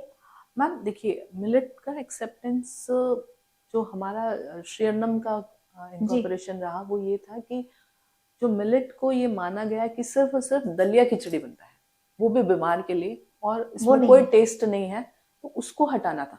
मेरा एक वजह है ये। मैम आपके घर में अगर आप बोल देंगे कि क्या बनाया है, खिचड़ी, तो कौन बीमार है? सीधा सा क्या हुआ? खिचड़ी को इतना उस नजर से देखा जाता है हमारे, जबकि अपने आप में कंप्लीट फूड है वो, क्योंकि उसको इस तरह से ट्रीटमेंट मिला है, मार्केटिंग नहीं हुआ है।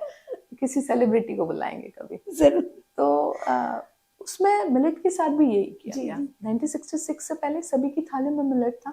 अभी क्या हुआ कि जैसे ही गेहूं चावल आए, तो उन्होंने बोला कि यार ये तो बर्ड फीड है, या इंफीरियर लोग खाते हैं, तो उसको हटाया गया ना, तो थोड़ा बेइज्जत करके हटाया गया। देखिए, आप किसी को हटाते हैं, ठीक बात है, पर आप उसको एक तरीके से हटाते हैं। आपने तो उसको बोल दिया कि इसमें तो क्वालिटी नहीं है, तो उसको एक्सेप्टेंस में वापस दिक्कत आ रहा है। एक लाइन को छोटा करना है तो अपनी लाइन बड़ी करने के बजाय उसको ही मिटा दो, ये गलत है, वो गलत था। आप अपने आप को बड़ा कर लीजिए, आप दूसरे को मिटाने का अधिकार नहीं रखते। यहाँ फूड के साथ वही हुआ। और आप प्रैक्टिकली देखें, हमारे यहाँ हर रीजन में त्योहार आते थे, मिठाई में बनती है, नमकीन बनता है, सब कुछ तो हमारी थाली में होता था। 56 भोग का कॉन्सेप्ट हमारे यहाँ है और दुनिया के किसी कोने में नहीं है, वो 1 पॉट मील वाले हैं। हाँ, तो फिर चावल और गेहूं के साथ ऐसा क्यों प्रिविलेज कि इनके आने से ही हमारा ऐसा हुआ? गलत बात है। तो मेरा यही थॉट अभी भी है कि जो मिलेट्स हैं उनसे सब कुछ बनता है। सबसे बड़ी बात है, कुकिंग में अगर हम बात करते हैं, तो ये आपकी रेसिपी का कमाल होता है, आपके स्पाइसेस जो आपने इंग्रेडिएंट डाले हैं उसका कमाल होता है। हाँ, आप चाहे गेहूं का आटा रखें, चाहे चावल का आटा रखें, या मिलेट का आटा रखें, आप एक बाउल में रख दीजिए और उसको टेस्ट करिए, रॉ, सब टेस्टलेस है। तो मैजिक कहाँ है? मैजिक आपके बनाने की रेसिपी में है, आपके इंग्रेडिएंट में है, मसाले में है, या वो टेक्निक में। तो आप मिलेट को तो ब्लेम कर ही नहीं सकते। अच्छा, हम ये जानते हैं कि वो विटामिन से, फाइबर से फुल है, हमारे लिए एनर्जी बूस्टर का काम करते हैं, तो हम उनको क्यों नहीं खा रहे हैं? अच्छा, यहाँ ये मैं जरूर से कहना चाहूंगी कि जो पास्ता है या नूडल है, उसके शेप से कोई झगड़ा नहीं है। जो जिस इंग्रेडिएंट से बना है, that is not good for our children's health, वो हमारे बच्चों के लिए अच्छा नहीं। तुम पास्ता खाओ, उसके शेप से कोई झगड़ा नहीं, बट उसमें जो मैदा है, जो उसको पकाने में इंग्रेडिएंट डाले गए हैं, वो सही नहीं, वो गलत है। अच्छा, दूसरा जो फूड इंडस्ट्री में है, भैया आप पैसा कमाइए, इंडस्ट्री है, पैसा कमाने के लिए बनाई गई, कोई दिक्कत नहीं, बट आप इंग्रेडिएंट से क्यों कॉम्प्रोमाइज करते? आपको तो पे मिल रहा है ना, आप अपने मार्जिन को बढ़ाने के लिए किसी की हेल्थ को खराब मत करिए। ये अल्टीमेटली वही है कि मुझे याद आ रहा है जब मार्केटिंग की बात आती है, तो मैं कई बार ये क्लास में स्टूडेंट्स से भी ये बात शेयर करती थी कि एक टूथ पाउडर का ब्रांड आया था, तो उसने कहा कि क्या आप नमक से दांत साफ करते तो हटाइए, हमारा टूथ पाउडर यूज कीजिए। फिर और ओवरऑल जो डेंटिस्ट हैं वो संख्या में बड़े ही हैं, उनका काम भी बड़ा ही है। आफ्टर दैट सालों बाद वही टूथपेस्ट नमक लेकर आता है टूथपेस्ट में। क्या ये अब समझ में आता है कई बार कि क्या ये सिर्फ मार्केटिंग के लिए था, क्या ये वाकई में सही प्रमोट कर रहे थे? ये क्वेश्चन सब आने लगे दिमाग में। क्या हम गलत दिशा में तो नहीं जा रहे थे? हम गलत दिशा में हम जाने वाले तो कौन होते हैं, हम तो धकेल दिए जाने धकेल वाले। दिए जाते हैं। क्या हमसे कभी पूछा जाता है कि आपको कहाँ जाना है? एक फोर्स आता है एंड यू हैव टू गो।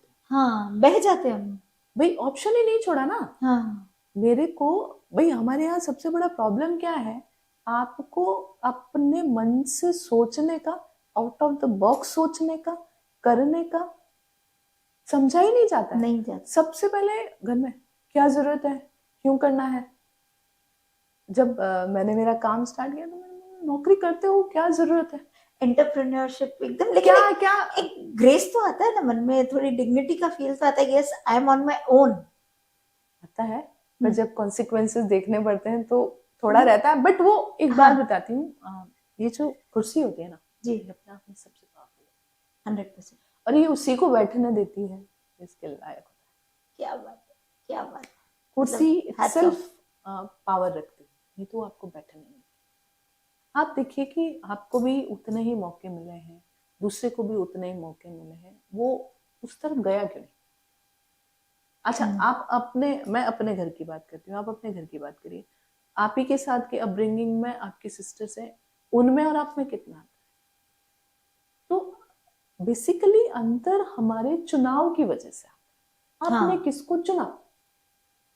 भाई एक ही डेमोग्राफी है, एक ही कल्चर है, सब कुछ एक सा है, तो अंतर क्यों। तो that is because of our choice, मैंने किसको चुना। अच्छा दूसरी बात, आप जब चुन लेते हैं तो उसके बाद उसको ईमानदारी से स्वीकारिए, पूरा 100% दे दीजिए कि हाँ यस। तब क्या होता है, अच्छा एक तो बात क्या रहता है कि हम तो चुनते नहीं हैं। अच्छा चुनते हैं तो फिर डर में रहते हैं, प्रेशर में रहते हैं। जब हम प्रेशर में हैं तो काम नहीं कर पाएंगे, बिगाड़ देंगे, कुछ कुछ गलत होगा। मैं मानती हूँ भैया चुना तुमने, या तो पहले ठोक बजा के चुन लेना था। अब जब चुन लिया है तो उसको ठीक करो। मुझे ये रतन टाटा की भी एक बात यहीं पर याद आ रही है।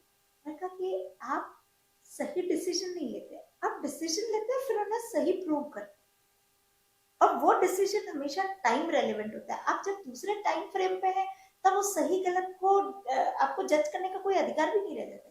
जिस समय जिस टाइम पे जो डिसीजन लिया जाता है वो सही ही होता है, और सही प्रूव करने की ही हमारी कैपेबिलिटी होती है। अच्छा ये हमारी ड्यूटी बनती है, और ड्यूटी बनती है। दूसरा हमने जब किसी को चुना है तो दिखती सी बात है, अपनी सोच समझ से चुना है, तो फिर आप उसमें नुक्स मत निकालिए। हाँ। आप उस पे जुट जाइए। लोग क्या कह रहे हैं, क्यों कह रहे हैं, वो उनका पर्सपेक्टिव है। आप सबके लिए जिम्मेवार नहीं हो सकते हैं। आप सिर्फ अपने लिए जिम्मेवार है, अपने तक जिम्मेवार है। अच्छा विरोध कहाँ नहीं होता। मैं अक्सर मेरी मम्मी को मजाक में कहती हूँ कि आज कितना विरोध हो रहा है, होने दे, मतलब मैं सही ट्रैक पे चल रही हूँ। जिस दिन मेरा विरोध होना बंद हो गया मतलब मैं काम ही नहीं कर रही। कितनी चिल्लम चिल्ली चल रही है, मतलब आप ट्रैक पे हो।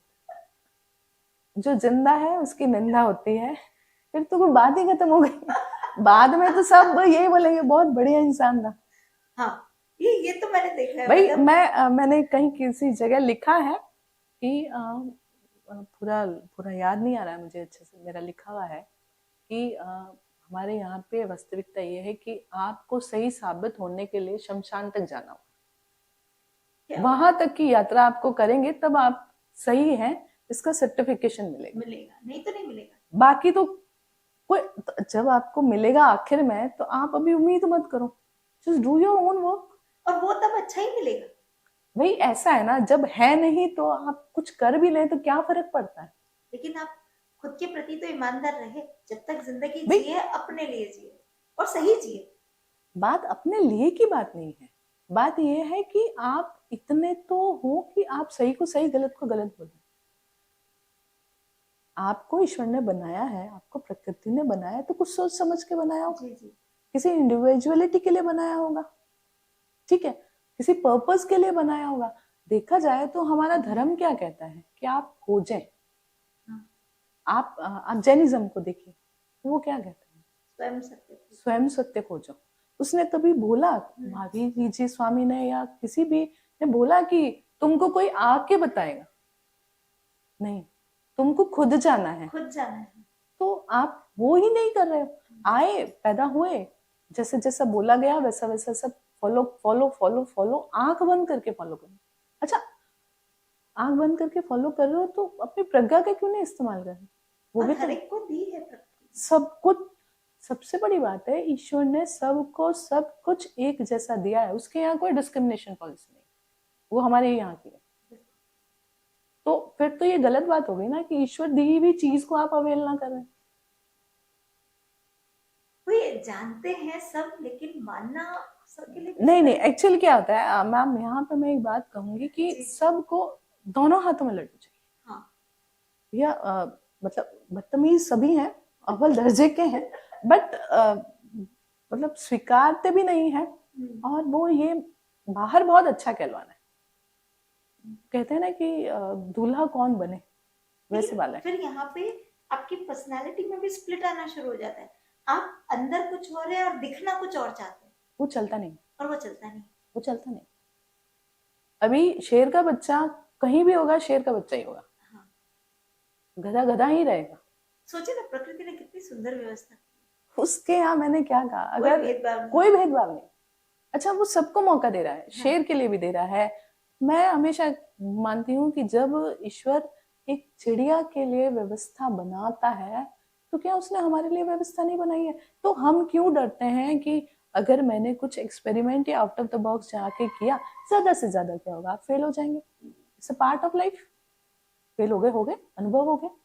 ये जो डर होता है ना हमारे मन में कि क्या होगा, क्या बोलेंगे, क्या सोचेंगे, ये हमें बढ़ने नहीं देता। हाँ, थोड़ा मुश्किल है। मतलब कई बार ये भाई ज्यादा से ज्यादा, जैसे मैं अपना बोलती हूँ कि जितने भी मैं उठपटांग काम करती हूँ मतलब बहुत तो उसमें एक्सपेरिमेंट जो करते हैं तो मैं मानती हूँ कि सब चला गया, पर आपने तो क्या होगा? भी सब एक्सपेरिमेंट किए थे, सारी डिशेस उसमें सारा मैम आप देखिए, सब मिलेट बेस्ड थी, सब कुछ मिलेट बेस्ड। उसमें हाँ। Pasta, noodle, pani puri, khichiya and laddoo, every sort of food. मैंने मेन्यू देखा था। हाँ। मतलब मुझे लगा था कि हाँ सब कुछ तो है, सब कुछ जो मिलेट से बन सकता है। कॉन्सेप्ट ही यही था कि ये हम उस चीज को माने कि भैया मिलेट से सब कुछ बनता है, आप खाइए, हेल्दी रहिए, क्योंकि आपका हेल्दी रहना आपकी जनरेशन के लिए बहुत जरूरी है। और आने वाली जनरेशन को हम क्या लेगेसी देंगे? कुछ भी नहीं दे पाएंगे हम।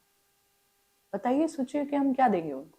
लेकिन ये रिश्ता भी आसान तो नहीं रहा लोगों तक मिलेट्स पहुंचाना। मैम, जो लोग एक बीमारी से ग्रसित हैं, वो लोग आ रहे हैं, वो लोग खा रहे हैं क्योंकि उनको डर है, उनके जीवन में वो जिविषा है कि मुझे जीना है। या जो छोटे बच्चे, एक मैं इंसिडेंट शेयर करना चाहूंगी। एक 7 साल का बच्चा है, नागौर रहता है। जब हम लोग मिलेट महोत्सव कर रहे थे, खादर सर आए थे 1-2 सितंबर 23 में, तो उस वक्त का था कि सोशल मीडिया पे प्रमोशन चल रहा था, तो एक फोन आया हमको कि हमें मिलवा दीजिए। तो मैंने कहा हम पूरी कोशिश करते हैं, ऐसा ऐसा। बाद में उनसे अभी तक भी बात होती रहती, चर्चा होती रहती। वो बच्चा, वो लेडी को शादी के काफी वर्षों बाद संतान सुख मिला, और वो बच्चे को अर्ली एज में 2-3 साल में ही किडनी रिलेटिव कोई इश्यूज हो गए। एम्स में यहाँ दिखाया तो एम्स वाले डॉक्टर्स ने बोला कि ये बच्चे का तो अभी बहुत कम रहता है, पर्सपेक्टिव कम है सर्वाइव में। तो कहाँ से उनको मीडिया के थ्रू पता चला, तो बात किया, अप्रोच किया। अभी तक वो बच्चा है, अकॉर्डिंग टू मेडिकल साइंस उसका तो चांसेस भी नहीं होता है होने का। वो लेडी स्ट्रिक्टली अपने बच्चे को मिलेट डाइट प्रोटोकॉल फॉलो करवाती है। तो जब वो कहती है कि मेरा बच्चा ठीक है, तो मैम आप उससे ज्यादा हमें खुशी, मतलब आप शब्दों में मैं नहीं बता सकती कि कितनी खुशी है। मतलब आप सोचिए ना, हमारी जितनी बीमारियां आज सो कॉल्ड जो मॉडर्न बीमारियां हैं, उसमें से 80% तो हमारी ये लाइफस्टाइल बीमारियां भी है, गलत खाने की वजह से भी। और हम ठीक कितना भी हेल्दी फूड की तरफ जा रहे हैं, लेकिन उसको जो ठीक करने के अंदर से कहते हैं ना, अब जीने मरने का प्रश्न आ गया। ये सोच के करेंगे ना तो ही डिफरेंस दिखाई। जीने मरने का प्रश्न आ गया है मैम, और मैं बोलती हूँ सबसे बड़ी गलती हम खुद अपने साथ करते हैं। क्या करते हैं कि जब हमें हमारा शरीर कह रहा होता है कि भैया हर ये बात गलत है, इग्नोर। वो कह रहा है मुझे तकलीफ है, मुझे आराम चाहिए, इग्नोर, क्योंकि मुझे तो कुछ जीरो बढ़ाने, मशीन बनना है। मतलब भाग के जाना कहाँ है, मैं ये कहती हूँ किसी भागना है। तो टेक अ पॉज, जो वो कह रहा है वो थोड़ी देर सुन लो। जब सोना जरूरी है तो ये सोना तो है ही है, बट वो सोना तो और भी ज्यादा जरूरी है। बाहर की इतनी बातें सुनते हैं, अपने अंदर से हमारे बॉडी ऑर्गन्स जो चीख चीख के कह रहे हैं, भैया आप उसको रेस्ट दो, उसको डिटॉक्स करवाओ, उसको मतलब एक डस्टबिन मत बनाओ। शरीर ईश्वर का दिया हुआ है, तो फिर तो ईश्वर यहाँ रहता है, जो यहाँ दिल में निवास करता है, तो उसको आप कैसे अनशन खिला सकते हैं? तो न तो ये हमारे संस्कार सिखाते हैं, न ये हमारा धर्म, हमारी मैथोलॉजी सिखाती है। किसी का भी ये नहीं सिखाता है कि आप अपने ईश्वर की अवहेलना करें। तो जांचो परखो। जब हम जूते खरीदते हैं तो ब्रांड देखते हैं, तो जब हम खाते होते हैं तब क्यों नहीं विजिलेंट होते हैं? तब क्यों प्राइसिंग? मैं जब मिलेट में काम कर रही हूँ तो मैंने देखा है कि जो लोग वेल ड्रेस्ड हैं, जो बहुत एसेसरी वाइज बहुत साउंड है, वो लोग कहते हैं, बार्गेन करते हैं फॉर क्वालिटी फूड। तो मैं कहती हूँ क्यों? दुखद मुझे उनकी मानसिकता पे हाँ, मतलब मैं सोचती हूँ कि जो चीज एक्सटीरियरली बहुत खूबसूरत दिखती है, आप उसके लिए पंप एंड शो पे इतना कर रहे हैं, और जो आपके इनर अच्छा आप देखिए, जब आप भोजन खाते हैं, शुद्ध खाते हैं, तो सच में वो झलकता है। आपके आचार विचार व्यवहार सब में वो रिफ्लेक्ट करता है, आने लगती है, वो प्योरिटी आती है, बट आप उसको ध्यान नहीं देंगे। वो डिवाइननेस भी फील होता है। इवन अपने यहाँ तो जैसे सात्विक राजसिक तामसिक, तो according to your work style ये फूड भी डिवाइडेड था। 100%। जिसको राजसिक चाहिए उसके लिए सात्विक काम करनी है, और जिसको सात्विक चाहिए उसके लिए तामसिक काम करनी है। भाई अभी तो ऐसा कुछ भी नहीं है, अभी तो सब कॉन्सेप्ट ही खत्म हो गया। अभी तो सबको सर्वाइवल के लिए चाहिए। हाँ, जहाँ हमारे देश में फूड सिक्योरिटी की बात की जाती है, तो भी मिलेट्स बहुत जरूरी है, क्योंकि ये टाइनी से पार्टिकल्स हैं। अच्छा, सबसे बड़ा, पेट बहुत देर तक भरा रहता है, हेल्दी है, हमारे गट हेल्थ के लिए जरूरी है। हमारे आप देखें, मिलेट जो पॉजिटिव फाइबर मिलेट है, या हमारा बाजरा जो है, रागी जो है, इसको अगर हम एक सेट प्रोटोकॉल से खाते हैं तो हमारे जो बॉडी है वो ऑटो इम्यून में आ जाती है। इससे ज्यादा आपको क्या चाहिए? कुछ नहीं। हम ये नहीं कहते कि आप शताई हो या वो कॉन्सेप्ट नहीं है। कॉन्सेप्ट ये है कि आप स्वस्थ हैं, आप अच्छा खा रहे हैं, आप स्वस्थ हैं। मृत्यु सत्य है, वो अलग चीज है, लेकिन वो क्वालिटी हो, विद ग्रेस हो। आप किसी पे बोझ बन के है तो क्या फायदा है? बीमारियों में पड़े गए तो क्या मतलब है? कोई मतलब नहीं। और हमारे यहाँ पर इंडियन कल्चर में हमेशा से we accept death by grace. वो आनी है, वो हमारे गायत्री मंत्र का अगर कोई अच्छे से अनुवाद करके जानता है तो उसका मतलब ही है। थोड़ा सा उसको इलैबोरेट करके अच्छे से बताइए। मैम, जो भी दिया है ईश्वर ने, जो प्रकृति ने हमें दिया है, मैं उसे स्वीकारता हूँ। जैसे जीवन स्वीकारते हैं तो उसमें हम क्षण क्षण बढ़ते हैं, मृत्यु भी क्या है? वो भी एक आनंद है, उत्सव है। तो आप उसकी तरफ ही तो अग्रसर हो रहे हैं। तो उस लायक होके तो अग्रसर बने कि आप उसको एंजॉय कर सके। आप तो इस लायक ही नहीं पहुंचेंगे अधिकार से। वो बहुत भाई, जो मिला वो हमने दिया, हमने तो डिस्ट्रॉय कर दिया, तो हम देंगे क्या? और हम अधिकारी नहीं है डिस्ट्रॉय करने के। सबसे बड़ी बात, आप व्यापार करिए, आप काम करिए, कोई मना ही नहीं है, बट आप डिस्ट्रॉय मत करिए कुछ भी। ऐसा लगता है ना माधव जी, मतलब हम कितनी बातें हैं हमारे पास जानने के लिए, सोचने के लिए, समझने के लिए, लोगों तक पहुंचाने के लिए, लेकिन क्यों हम पता नहीं शायद इस मार्केटिंग के जाल में उलझ से जाते हैं। बहुत सारे लोग हैं जो उलझ जाते हैं, उनकी अपनी वो है सोच। हम कोशिश ये कर सकते हैं कि हम सही बात लोगों तक पहुंचाए, उनकी सोच को बदलने का दावा कर सके वो तो नहीं, लेकिन हमारी जिम्मेदारी हमने सही ढंग से निभाई, सही बात लोगों तक पहुंचाई, उतना प्रयास हमारा जरूर है। मैम, हम सिर्फ और सिर्फ एक कोशिश करते हैं, प्रयास कर रहे हैं। देखिए, जो होना है वो तय है, हम उसे नहीं बदल सकते, बट चूंकि ईश्वर ने हमको बनाया है, तो जहाँ हम अपने निर्णय लेते हैं तो एक प्रयास कर रहे हैं कि एक सही मैसेज दे दें, भैया आप अपने डाइट में मिलेट को थोड़ा शामिल करिए, थोड़ा हेल्थ के लिए सोचिए, क्योंकि जो आपकी प्रैक्टिसेस होंगी वो आपके बच्चे देखेंगे। तो वो भी तो जाना चाहिए ना। फंड ट्रांसफर होता है तो बीमारी ट्रांसफर तो मत करो कम से कम। बहुत बहुत जरूरी है। और अब हमारे ब्लड में जो इम्प्योरिटीज है, अभी देखिए पहले बोलते थे कि माँ का दूध स्वस्थ रहता है, now in these days lactating mothers के उस ब्लड सॉरी मिल्क सैंपल में भी पेस्टिसाइड्स है, प्लास्टिक आ रहा है, तो आप देखिए सब चीजें पैरेलल है। जैसे मैं कहती हूँ कि मैं एक ही काम कर रही हूँ, तो अलग तो कुछ हुआ ही नहीं ना। खेती का काम था, खेती से ही गाय का काम है, गाय से ही मिलेट का है, मिलेट से ही स्वास्थ्य, एक सर्कल में है, सर्कल में। और ये सारी हेल्दी लाइफस्टाइल की तरफ ही है। और ये हेल्दी भी मतलब हम प्रकृति अनुसार जी रहे हैं, ऋतु अनुसार जी रहे हैं, क्षेत्र अनुसार जी रहे हैं, बस वही कोशिश, वही करना था हमें। हम भटक गए थे, ये तो वापस सही जगह पे आने का प्रयास है, कोशिश कर रहे हैं। मैं ये नहीं कहती, यहाँ पे कामयाबी जैसा वर्ड है ही नहीं। आप सिर्फ एक करने वाला इंसान है, एक जरिया है, आप बस कोशिश कर रहे हैं अपनी, बाकी आप कुछ, आपके हाथ में कुछ है ही नहीं, देखा जाए तो कुछ है ही नहीं। लेकिन मेरे हाथ में कुछ है आपके लिए। तो एक छोटा सा प्रयास, जैसे जो आप इतनी बात करते हैं, इतनी अच्छी बातें लोगों तक पहुंचाने का प्रयास करें, लेकिन मुझे एक चीज ये भी मालूम है कि आप बहुत अच्छी बातें लिखते भी हैं, है ना। तो फिर यहाँ पर कुछ आपके दिल के अल्फाज जो आप लोगों तक भी पहुंचाना चाहते हैं, और शायद हमारे लिए भी वो कुछ लाइफ चेंजिंग बात हो जाए। सत्य को स्वीकारें और डटे रहें। क्या बात, बस डटे रहें, बिल्कुल।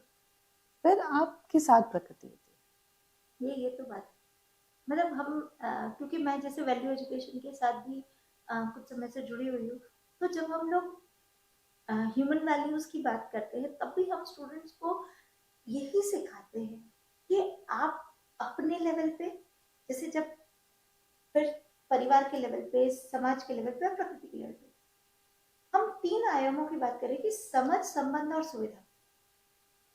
प्रॉब्लम ये हो गई कि हमने आज सिर्फ सुविधा पर ध्यान देना शुरू कर दिया, लेकिन पहले समझ आएगी, तब संबंध भी समझ आएगा, और तब सुविधा भी हम कितनी, कैसे, किस प्रकार उपयोग में लानी है वो भी समझ में आएगी। एक जंगली जानवर को भी सिखाना नहीं पड़ता, वो अपना पेट भरता है, शिकार को छोड़ के चला जाता है। हम क्या करते हैं, पढ़े लिखे होके, समझदार होके, आप एक किसी भी फंक्शन में चले जाइए, किसी की भी एक नॉर्मल आदमी की प्लेट देख लीजिए, भरे जाएंगे भरे जाएंगे भरे जाएंगे रेकलेसली। आपको नहीं पता कि ये खाना आपके पेट में भी जाके कितना भरने वाला है। हमारा पेट कितना खाना खा सकता है वो हमें बाहर तो नहीं पता होता, घर में भले ही हम हिसाब रखें। मैं 2 रोटी खाता हूँ, बाहर आप जाके उसकी प्लेट देखिए, शादी में या फंक्शन में भरा पड़ा है। मैम यहाँ इस चीज से मैं कोरिलेट करना चाहूंगी। मैं शादी और मैं जब भी जाती हूँ मैं सिर्फ दाल लेती हूँ, क्योंकि पहली बात तो रोटी की लाइन में लगना मेरे शान के खिलाफ मानती हूँ मैं। दूसरी बात, मीठा मैंने छोड़ दिया, मीठा मैं नहीं खाती, तो जब दाल ही लेनी है तो क्या खाना, और मैं घर से कुछ खा के ही जाती हूँ। ठीक है, तो सब चिल्लाते हैं, चल पहले तो जाने पे मुझे कम आना जाना पसंद है, जाना पड़ता है तो फिर कम। तो मैं वहां देखती हूँ कि यार अन्न का इतना नाश ना करो, वो भी उस देश में जहाँ पे फूड सिक्योरिटी अभी तक आई नहीं। अच्छा, लोग भूखे मर रहे हैं, एक हमारे ही देश के एक हिस्से में किसान सुसाइड कर रहे हैं। अच्छा, दूसरी बड़ी बात है कि ये जो डेट का और का ये जो इश्यूज हैं, ये इतना मॉडर्नाइजेशन, इतना मार्केटिंग मत फैलो, थोड़ा रुक जाओ, थोड़ा रुक जाओ, इतना कहाँ भाग के जाना किसको। कम से कम इस बात को तो हम लोगों तक पहुंचा सकते हैं कि अगर हम चावल का एक दाना भी वेस्ट करते हैं या अन्न का एक कण भी वेस्ट करते हैं, तो उस वेस्टेज में हमें वो उस लास्ट एंड तक उस किसान की मेहनत दिखाई देनी चाहिए। मैम मैं एक चीज फिर हिम्मत ही नहीं होगी वेस्ट करने की, हिम्मत नहीं होगी। अच्छा, ये आपका खुद का इनर कॉन्शियस होना चाहिए। क्या आप अपने घर में ऐसा करते हैं? नहीं करते। आप तो वही है ना, तो इतना परिवर्तन मतलब 2-4 किलोमीटर में। ये डिलेमा मतलब कई बार बड़ा दुख पहुंचाता है कि हम, और वो भी पढ़े लिखे लोग, मतलब मैंने क्या कहा, हमारी वही education- शिक्षा से तो कोई लेना हाँ, देना है ही नहीं। अब वो सिर्फ एक कागज है, जब तक आपने तो उसको वही अपने जीवन में नहीं उतारा है तब तक। तो वही कई बार सोचते ना, ये एजुकेशन है या लिटरेसी? लिटरेसी लिटरेसी ज्यादा है एजुकेशन में। हम अभी तक मैम, लिटरेसी भी सिर्फ इसलिए कि हमको एक लिविंग ऑफ स्टैंडर्ड को बिल्कुल देना है, या हाँ, शादी करनी है, या कोई सोशल जी, स्टिग्मा है। जिस चीज की नींव में सिर्फ और सिर्फ दिखावा हो, वो आपको प्योरिटी दे ही नहीं सकती। नहीं, अगर आपकी शिक्षा का एजेंडा यही होता कि आपको एक अच्छा इंसान बनना है, तो आधी प्रॉब्लम तो वही सॉर्ट आउट हो गई, बिल्कुल फिर तो कुछ इश्यूज नहीं बच रहे। हमारे यहाँ तो ये है कि तुमको पढ़ना इसलिए कि तुम अच्छा कमाओ, तुम्हारा घर अच्छा हो, हाँ, तुम्हारे पास गाड़ी, भाई तुम्हारा माइंडसेट ही उस तरह का कर दिया। बिल्कुल कभी कभी किसी ने ये किसी किताब में, मैंने तो करिकुलम में भी नहीं पढ़ा है कि तुमको अच्छा इंसान बनने के लिए कहीं को वो किताब मिल जाए मुझे। मैं बताऊं, मैं जैसे मैं एक नॉर्मल स्कूल टीचर हूँ, तो मैं पहले ये पढ़ाती, तो खैर बेसिक डेफिनेशन तो यही है कि भाई अनलिमिटेड चॉइसेस हैं आपकी, अनलिमिटेड वांट्स हैं, अनलिमिटेड रिसोर्सेज हैं, और आपको चुनाव करना है। आज जब ये बातें समझ में आती है तो मैं स्टूडेंट्स को बोलती हूँ, ये सब आंसर शीट के लिए रखना। अनलिमिटेड वांट्स, अगर पढ़ लिख के भी तुम्हारी वांट्स लिमिटेड नहीं हो रही है, तो पढ़े लिखे जंगली जानवर की वांट भी लिमिटेड है, तो तुम पढ़े लिखे क्या? अगर वांट्स आज भी अनलिमिटेड ही रखनी है तो फिर क्या फर्क है? हाँ, और रिसोर्सेस जो नेचर ने दिए सब अनलिमिटेड दिए हैं, उसने तुमने ही थोड़े बनाए और झगड़ा ज्यादा पैदा किया। नहीं, तुमने उसको संभाला नहीं। संभालने की बात नहीं है, man made resources are scarce. आपकी जितनी रिक्वायरमेंट है आप तो स्केर्स बना रहे हो ताकि झगड़ा बढ़े। 110% आप सही कह रहे और उसमें मजा आता है। झगड़ा होगा तो मजा आएगा ना मैम, क्योंकि एक बहुत बड़ा क्लास में बिजनेस। 10 बच्चे आने वाले, 20 सीटें, तो फिर मजा आएगा। जब तक बच्चे झगड़े ना, तो हम सीट ही 5 रखेंगे। अब आओ पहले पाओ, ये हमने कर दिया। तो समझो इस बात को, उसको वो जो डेफिनेशन है वो सब आंसर शीट के लिए रहने दो, मार्क्स उससे मिलेंगे, जिंदगी इससे नहीं चलेगी। हमारे यहाँ क्या है कि सब कुछ ड्यूल कंट्राडिक्टरी है। हमारे को हमारे दर्शन से दूर रखा गया, और हमारा दर्शन था कॉस्ट मिनिमाइजेशन का। वेस्टर्न मैनेजमेंट आता है, कहता है प्रॉफिट मैक्सिमाइज, और कहाँ तक मैक्सिमाइज करना, कोई लिमिट ही नहीं है। आप देखिए, एग्रीकल्चर में हम बात करते हैं तो करिकुलम में सब कुछ केमिकल पढ़ाया जाता है। तो जो वहां से पास आउट हुए ग्रेजुएट्स हैं या जो पोस्ट ग्रेजुएट हैं, तो उनको तो वही पता है। तो अब हम उनसे ये कैसे उम्मीद करें कि वो ऑर्गेनिक फार्मिंग को ऑप्ट करेंगे, तो उनकी रिकमेंडेशन भी केमिकल की रहेगी। अच्छा, उनको सोचना भी वैसा ही है। अच्छा, उनको आगे प्रोग्रेस का भी वही पाथ दिखता है। बिल्कुल। अच्छा, और आसान दिखता है। ऐसा मैडम आसान नहीं है। आप सिर्फ 2 साल रुकिए, बहुत ज्यादा दिन की भी बात नहीं।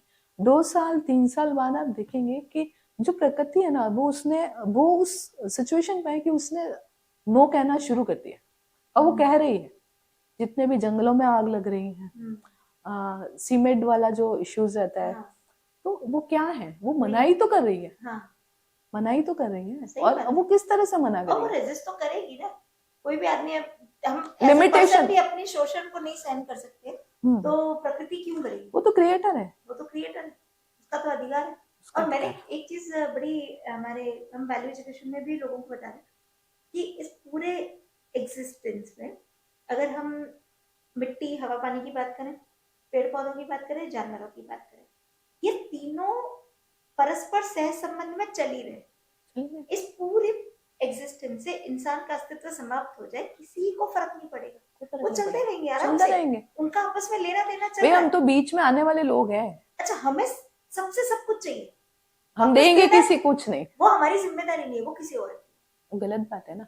बस प्रॉब्लम मैम, जैसे इकोनॉमिक्स और उससे भी पहले, ये तो सब्जेक्ट रह गए, एनवायरनमेंट जो रहता है, जो हमारा सराउंडिंग रहता है, और जो गवर्नेंस है, वो आपस में मैच खाते नहीं है। क्योंकि वो उसको डिप्लॉयड करता है और वो कहता है कि ये गलत है। मैं मैसेज जरूर देखना चाहूंगी, और अपने जितने भी हमारे व्यूअर्स हैं उनके साथ भी शेयर करना चाहूंगी कि इतना जो खूबसूरत मैसेज भावना जी ने हमारे साथ लिखा। आपका सिग्नेचर चाहिए, ये तो मतलब मेरे लिए एक बहुत खजाने का मोती है अरे जो मैं ऐसा इकट्ठे कुछ नहीं करती है रहती हूँ। हमारे जितने गेस्ट आते हैं ना, हम्म, उनसे ये प्रेम मैं जरूर अधिकार से लेती हूँ। आपका अधिकार है। सत्य को स्वीकारें, पथ पर डटे रहें, प्रकृति से जुड़े रहें। मेरे ख्याल से ये जो मैसेज है, ये शायद हम सबके लिए एक लाइफस्टाइल बन जानी चाहिए। और आज से ये क्या कहते हैं, डिटर्मिनेशन हम सब में आना जाना चाहिए कि ये 3 रूल्स तो ये गोल्डन रूल्स हैं और इसको फॉलो करना ही करना है। इसका कोई और दूसरा एक्सेप्शन है ही नहीं। जब सच को स्वीकारते हैं ना तो कॉन्सिक्वेंसेस को फेस करने की पावर आती है। प्रॉब्लम झूठ के साथ है, वो बनाना पड़ता है, सच को बनाना नहीं है। आप जैसे हैं वैसे उठ के चल रहे हैं, कोई टेंशन नहीं है। बिल्कुल। तो आपका ये जो सच है ये और निखर के सामने आता है। इसके लिए एक छोटा सा जेस्चर हमारी तरफ से।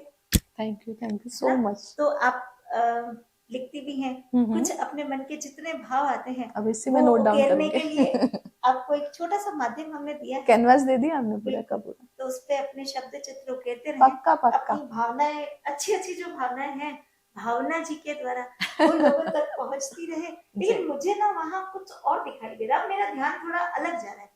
मैं देखिए अपने संस्कार में होता है कि कहीं जाएंगे तो खाली हाथ नहीं जाएंगे। तो मैं आपसे मिल रही हूँ, इतने दिन बाद मिल रही हूँ, काफी लंबा टाइम हो गया। में पढ़ा रहे थे कॉलेज। हाँ, तो मैं तो ऐसा इंसान हूँ कि इधर उधर घूमते रहना है। मैं आपके लिए कुछ लेके आई थी, खाली हाथ से कैसे मिलेंगे। अच्छा, सबसे बड़ी बात है कि जिस चीज की एडवोकेसी करते हैं तो उसका प्रोपगेशन कैसे करें, हम उसको हम छोड़ नहीं सकते। तो देखिए एक मिनट में इसको थोड़ा सा ऐसे करती हूँ, क्योंकि ये जो खूबसूरत सा हैम्बर है, ये जो भावना जी मेरे लिए लेकर आए हैं, और बहुत अच्छी चीजें मुझे दिख रही है। मैं खुद ही निकालूं? हाँ प्लीज। अधिकार से। This is women's ragi health drink मिलावो। और अगर मैं इसकी बात करूं तो ये अगर मैं जैसे डेली सप्लीमेंट के तौर पर इसको दूध में ले सकती हूँ। हाँ, दूध में। अच्छा, कुछ लोग जिनको लैक्टिक इश्यू है वो लोग इसको पानी के साथ ले सकते हैं। ओके। अच्छा, इसमें शतावरी है, क्योंकि विमेन्स को बोन इशू, कैल्शियम का रहता है, तो ये उसके लिए बेस्ट अल्टरनेटिव है। और कुछ भी दिख रहा है मुझे। मैं एक चीज निकालने वाली हूँ। Milky kids smart drinks. Kids दूर तो नहीं भागते इन स्मार्ट ड्रिंक्स से? नहीं। एक्चुअल क्या है, उनको होल्ड करने के लिए इसमें हमने चॉकलेट का फ्लेवर डाला है, बाकी रागी है, माल्ट बनाया है। जो फुल्ली शुगर बेस्ड हम खा रहे हैं उससे ये 1000 गुना अच्छा है। अच्छा, इसमें प्रिजर्वेटिव नहीं है। दूसरी बड़ी बात कि जो चीनी की जो मिठास है उसमें हमने मिश्री का प्रयोग किया। अरे वाह। हमारे जो हम कुकीज भी बनाते हैं या जो भी हमारी रेस्टोरेंट में प्रिपरेशन जब भी रहती है तो उसमें हम कभी भी व्हाइट चीनी का प्रयोग नहीं करते। और मिश्री वो जो डिस्टिलेशन प्रोसेस से बनती है वो अपने धागे वाली। हाँ, धागे वाली। वाह। और मुझे और भी कुछ नजर आ रहा है। ये है mild power of millets, richness of dry fruits. इसको कैसे लेना है? सेम दूध के साथ। अच्छा, जैसे जो लोग ठंडा दूध प्रेफर करते हैं तो वो ब्लेंड कर लेंगे, वो उनके टेस्ट के ऊपर टेस्ट के। अरे वाह, आज तो मेरा खजाना भरने वाला है। और ये जो बहुत हेल्थ कॉन्शियस जो जिम वाले हैं, इसमें वो मिश्री भी नहीं है। अरे वाह, स्मार्ट हेल्थ, जीरो शुगर, कुछ भी नहीं है मीठा, बिल्कुल। जो लोग डाइट वाले रहते हैं ना, तो हमारे जितने भी व्यूअर्स डाइट कॉन्शियस है, अगर बिल्कुल भी किसी भी तरीके से मिश्री भी उनको नहीं चाहिए तो उनके लिए एक बहुत हेल्दी ऑप्शन है। तो बिल्कुल ये जो श्री अन्नम है, अब से मेरी रसोई भी मैं कोशिश करती हूँ कि पूरी तरह से मैम आपको मैं बन जाए।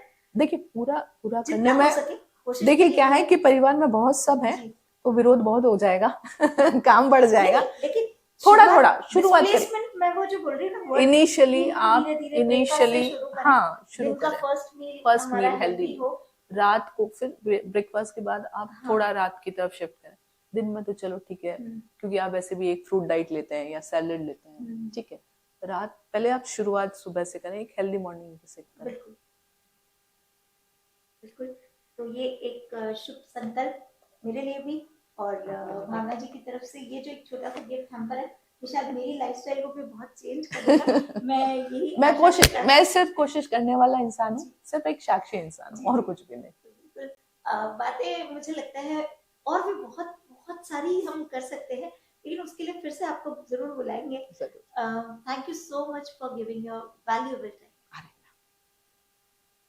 आपका भी मूल्यवान समय मिला, उसके लिए धन्यवाद मंच देने के लिए।